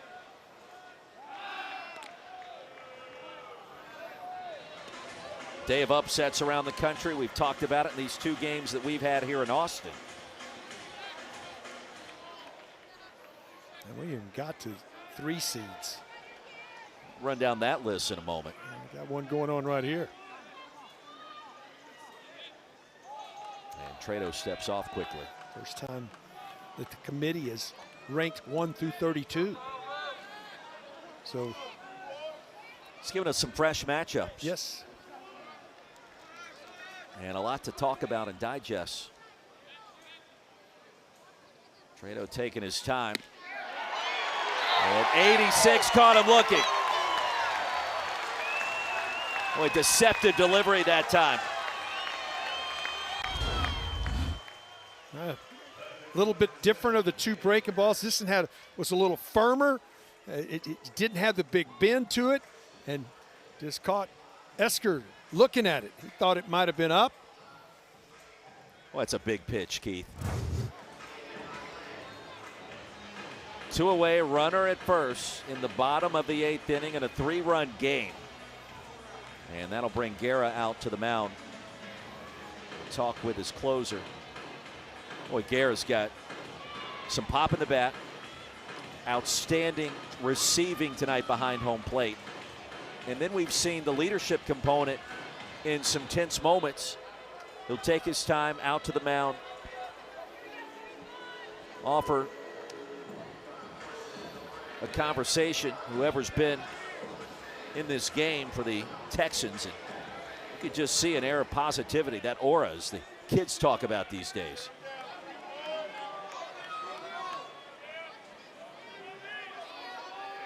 Top of the order, Liam Barrett. Snaps it across for another strike.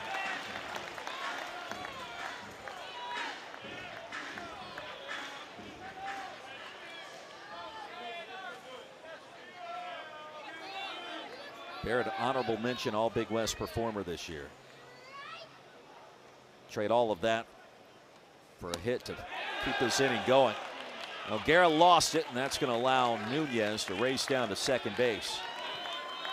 That's a helpless feeling. In and out of the mitt, can't find it. Popped up in the air for a moment. Runner advances. Probably be scored as a pass ball. And it was.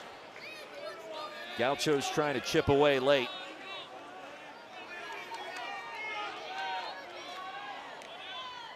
Nunez, the runner in scoring position. And a fastball low for ball 2. The guy you have in your on deck circle is a real threat, and he becomes the tying runs. This is a big out. Rowan Kelly with a solo blast in the first inning. Reached only E4's last time up. Breaking ball stays low. 3-1.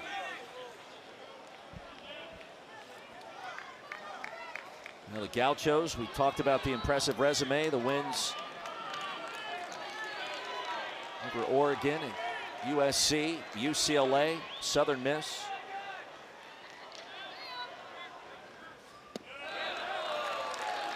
Four straight out of the zone. Tying run comes to the plate.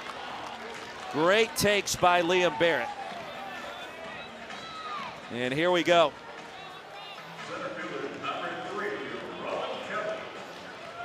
Nearly sunset in Austin. Shadows have evaporated, if you will. And out of the dugout, Texans going to talk about it. R.D. Spees, pitching coach, to the mound.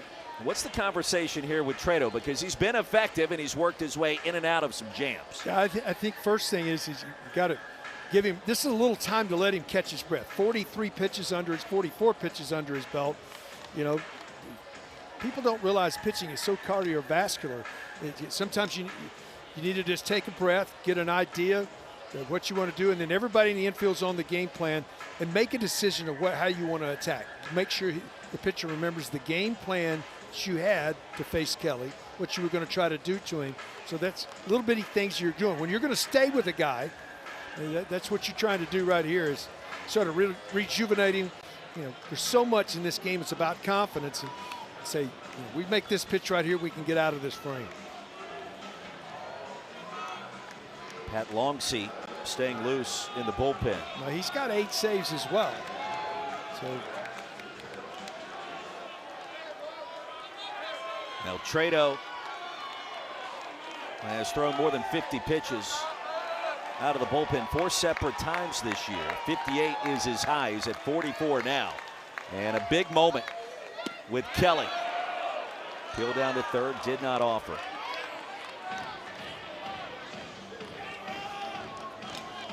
I mean, the last 3 innings of this game have all been just like this.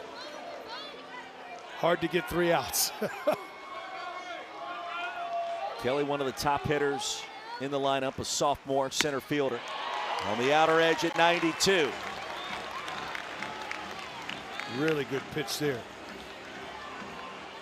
Just dotted the eye, outside corner at the knees. Keith his batting average at .335, fourth in the Big West this season. Leads the conference in runs scored. On the inner edge at 93, so the velo ticks up for strike two. Oh, using his fastball. He has not shown Kelly that really good slider on his back foot. Taking third without a toss is Nunez. Runners at the corners, 2 away. Got to make sure you're holding the runner at first with a 1-2 count.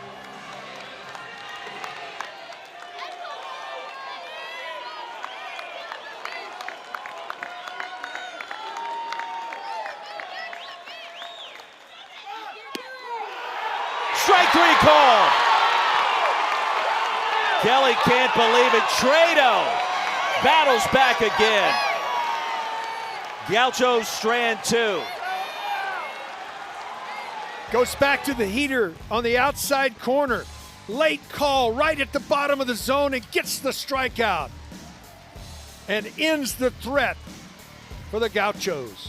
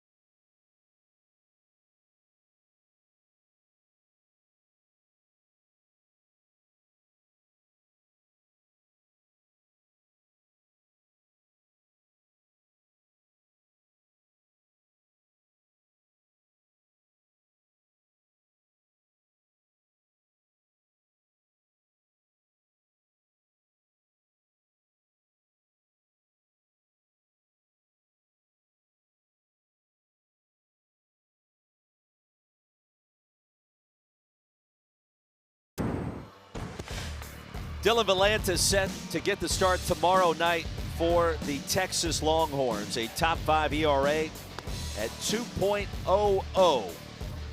And we can't wait to see what he looks like potentially against Tarleton State if this score holds. And boy, he can do things in so many different ways to beat you. Yeah, he's got a complement of pitches that he can do different things with great tilt. With his big frame at 6'7". And when you talk tilt, you're talking about the 7-foot wingspan angling down on the release. Downward, it's just tough to get on top of the baseball. Keith Moreland, Roy Philpott, top of the 9th inning, a 3-run lead. Texans would like to add to that advantage. And Cage McLeod with a deep shot, and it's gone! McLeod out of the cage, the home run.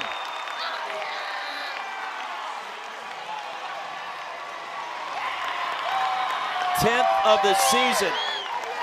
He's driven in 4 tonight. The difference maker, Cage McLeod. Just does a great job staying inside this baseball and gets a ball he can handle. And boy, it's a fastball down Broadway. Goes the other way. Adds to this lead. 8-4. Tarleton State has been there and done that in this ballpark against Texas on March 17th. It's a 6-1 win against the second-ranked Longhorns. We thought that this was going to be a battle tonight against the Gauchos. It has been. Advantage Tarleton State. Here's Shirey. No matter what happens tomorrow against Volantis, you know this. Number to first. Tarleton State's not going to back down from anybody. Right, no, and they bring their style. They've had injuries. They spin the next guy up so many times this season. And just getting the job done. Take a look at our Capital One rewarding performance. Sergio Guerra. 2 homers. Rock solid behind the dish. And showing you his leadership card tonight as well. Tarleton State back up to bat. And along with Cage McLeod, those two have served up just enough offense for this 4-run lead. They have, and it's been down in the lineup, and have really done an outstanding job of swinging the bat. It's just hard to beat a team that slugs. It's one swings that gets you points, hard to beat. Guerra now with 4 home runs in his last 3 games, including the 2 today. You get to the postseason, you're in search of those heroes. For Texas, it was Anthony Pack Jr. Aiden Robbins combined to hit 5 home runs for the Horns. And a school record 6 dropped.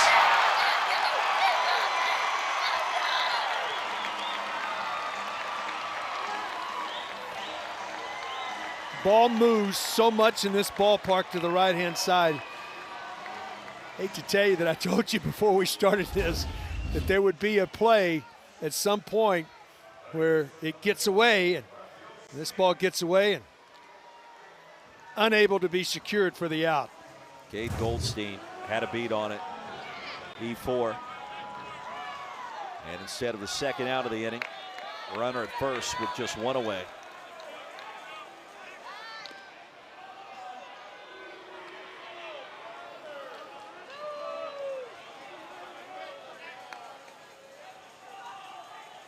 For Raphael Smink. Well, every player has played a role tonight for Tarleton State in some way, shape, or form. That's the type of ball club they are. You don't look at them and go, well, if you can get this guy out, you can beat him, because 1 through 9, they're going to do things to move runners along, find ways to produce runs. Scrappy, gritty. And they really haven't used one of their biggest weapons, and that's running the bases. Cal Poly leading Virginia Tech in LA 3-1. Winner of that one gets St. Mary's. Bunted foul.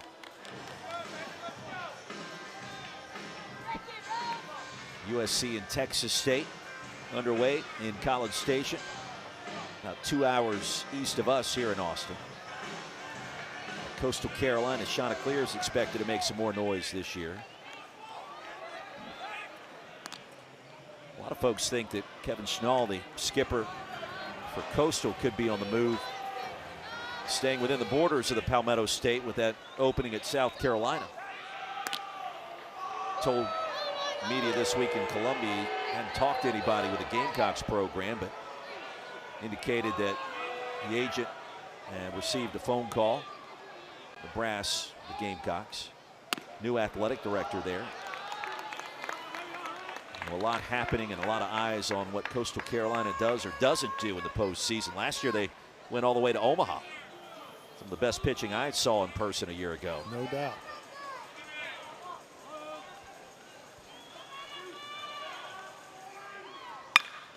Right back up the middle. After the E4 knocked by Smink, first time he's been aboard tonight. Inning continues with runners at first and second and just 1 away. They just keep coming at you. 11th hit of the day. Again, up and down this lineup. And you look up and think, well, we've done pretty well. But you only kept them off the board 3 times in 9 innings.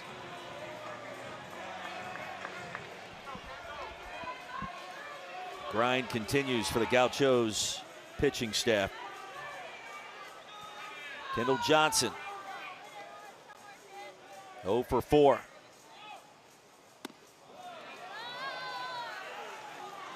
At 82, he just missed. Johnson nods in approval.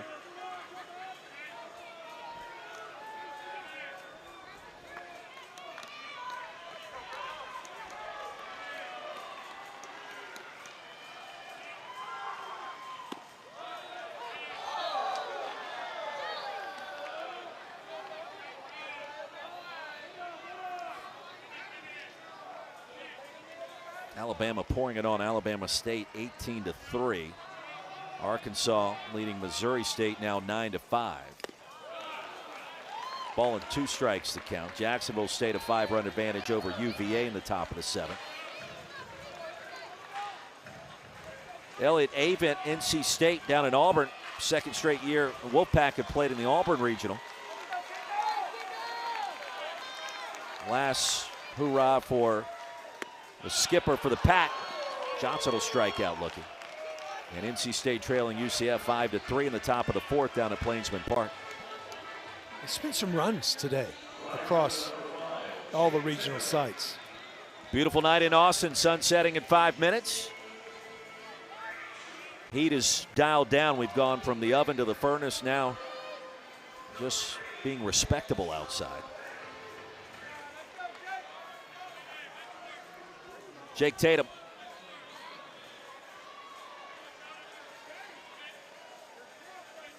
Guerra still at second, Smink at first.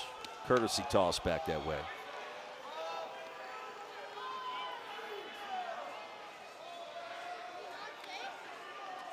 Georgia leading Long Island 15-1, bottom of the 6th. There's been some rain in the Athens area. And now another pitching change for the Gauchos. Step aside. Hoover's night comes to a close. Santa Barbara, search of some outs and some runs when we come back.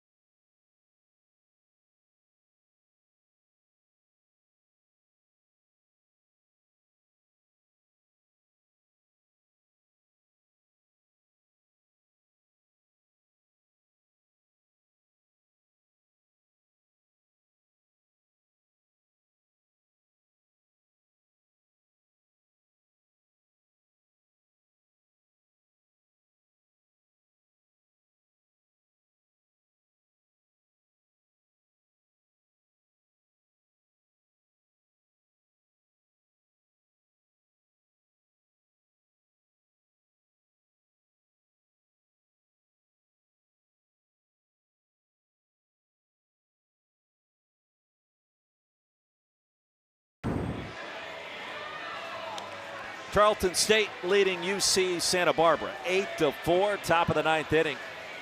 Runners at first and second.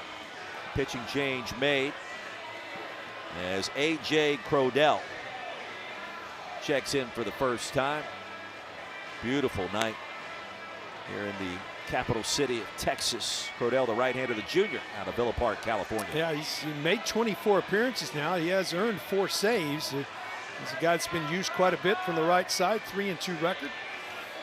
See that 5.63 ERA. He's got 38 strikeouts in 32 innings of work. He's looking for an out right here. What is a 4-run ball game? Tatum, the hitter.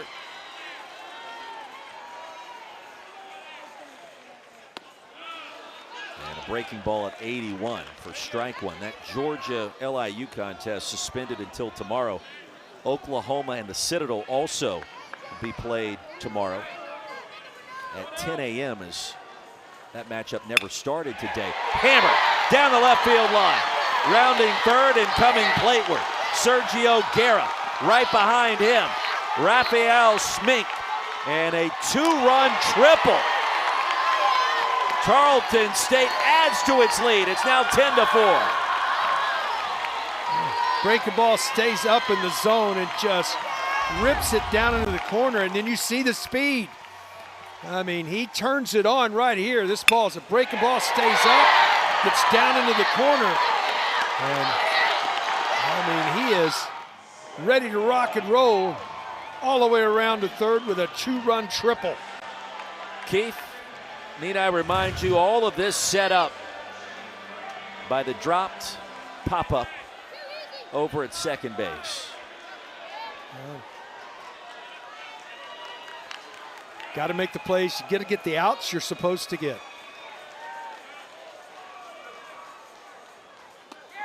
To the backstop, coming home, Tatum, 11-4. And the Gauchos coming unglued in the top of the ninth.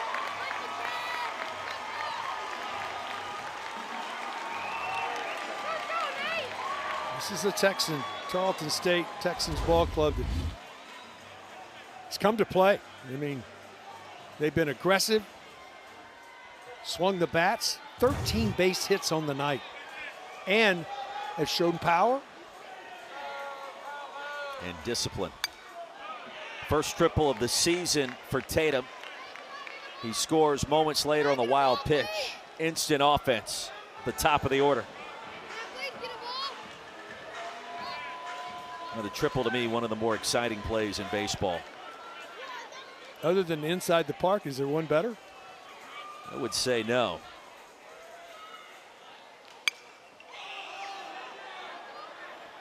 Maybe the triple play as Slade McLeod fouls out the pop-up. And that'll do it in the top of the ninth. Three more. Check it, 4. Touch home plate. And the lead at 7.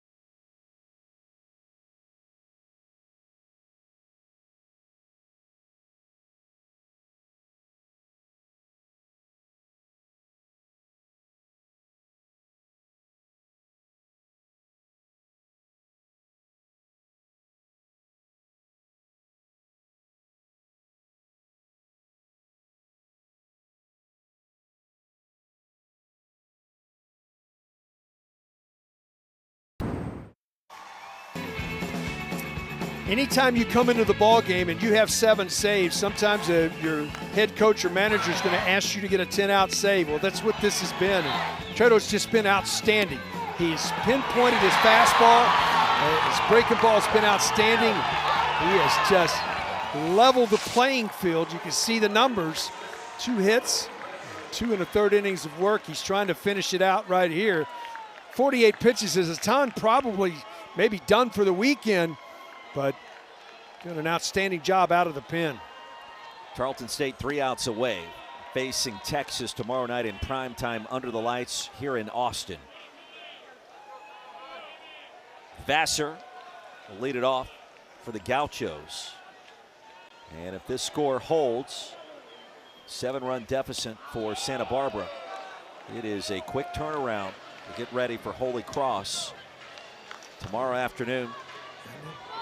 Guarantee there's a staff meeting when this is over to figure out what you want to do.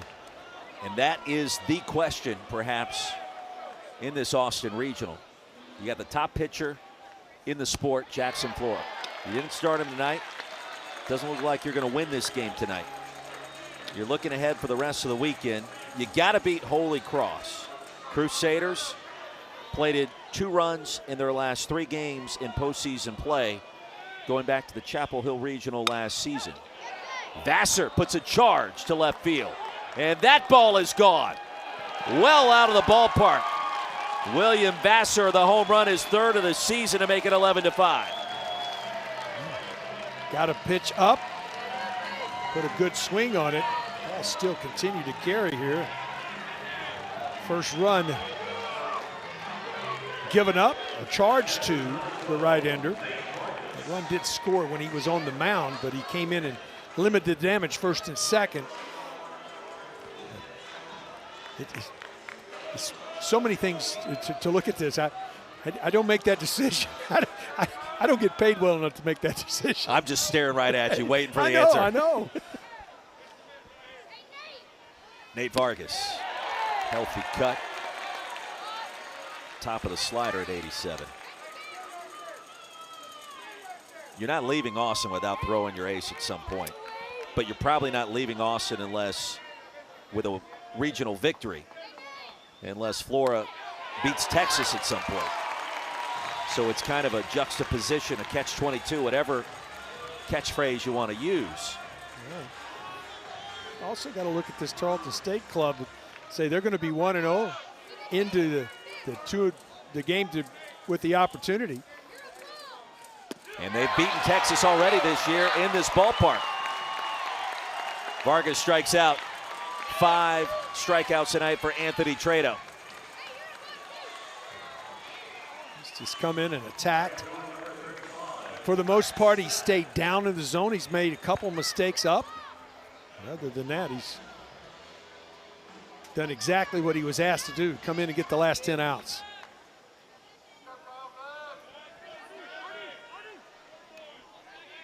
Pinch hitter and Max Stagg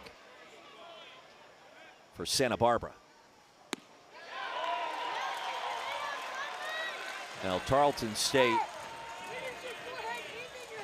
WAC champions, regular season and the tournament, put up huge numbers in defeating Sacramento State in the tournament championship game. 21-11 was the final score.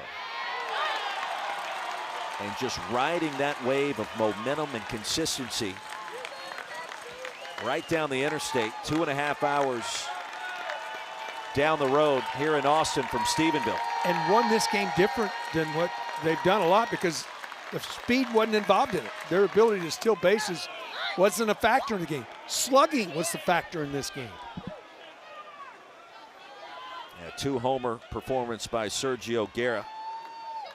Cage McLeod with a jack. You mentioned slugging. McLeod had a 2-run double. Brother Slade had another double. Triple by Jake Tatum. And the Gauchos down to their final out. Boy, Trado's been in the zone, a new season high in pitches tonight. It was framed beautifully. It's framed beautifully, and you're just not going. Right-hand hitter's not going to handle that pitch right there. It's firm, great break on the corner.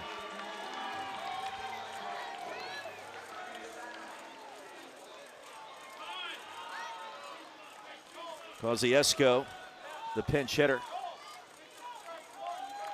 a senior, against the right-hander.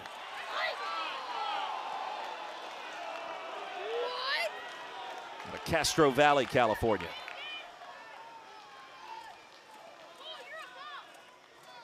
Every question answered by Tarleton State in this game, and every response by the Gauchos. There was an answer, even bigger proportions, the next inning.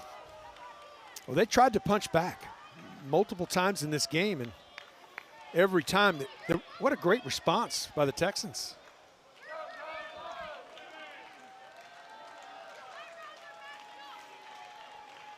WAC champions on the verge. Trado lines out to first. McLeod with the grab, and that'll do it.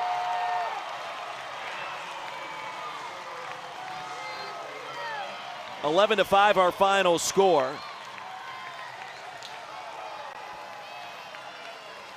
And Tarleton State, first team to win its opening game in their NCAA tournament debut in 9 years.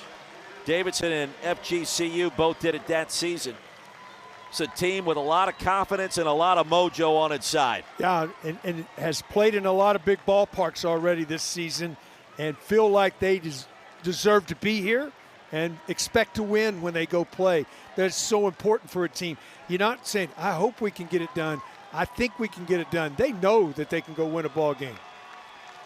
Ocasio lines out to first. Trado comes in, slams the door shut to get the 10 outs. The outcome was very much in doubt when he arrived in this one. And now the stage is set. Tomorrow, 2 o'clock Eastern, 1 o'clock local, Holy Cross and Santa Barbara. Loser of that game is eliminated at the Big West against the Patriot League champions. And then tomorrow night in primetime, a rematch. Tarleton State, the 3 seed, against Texas, the 1, the number 6 overall national seed. And did we tell you already that Tarleton State defeated Texas back on March 17th? Well, they were really good today. They've been good all season long. Looking forward to that matchup tomorrow evening. For Keith Moreland, I'm Roy Philpott, our entire hardworking ESPN crew. Thanks so much for watching.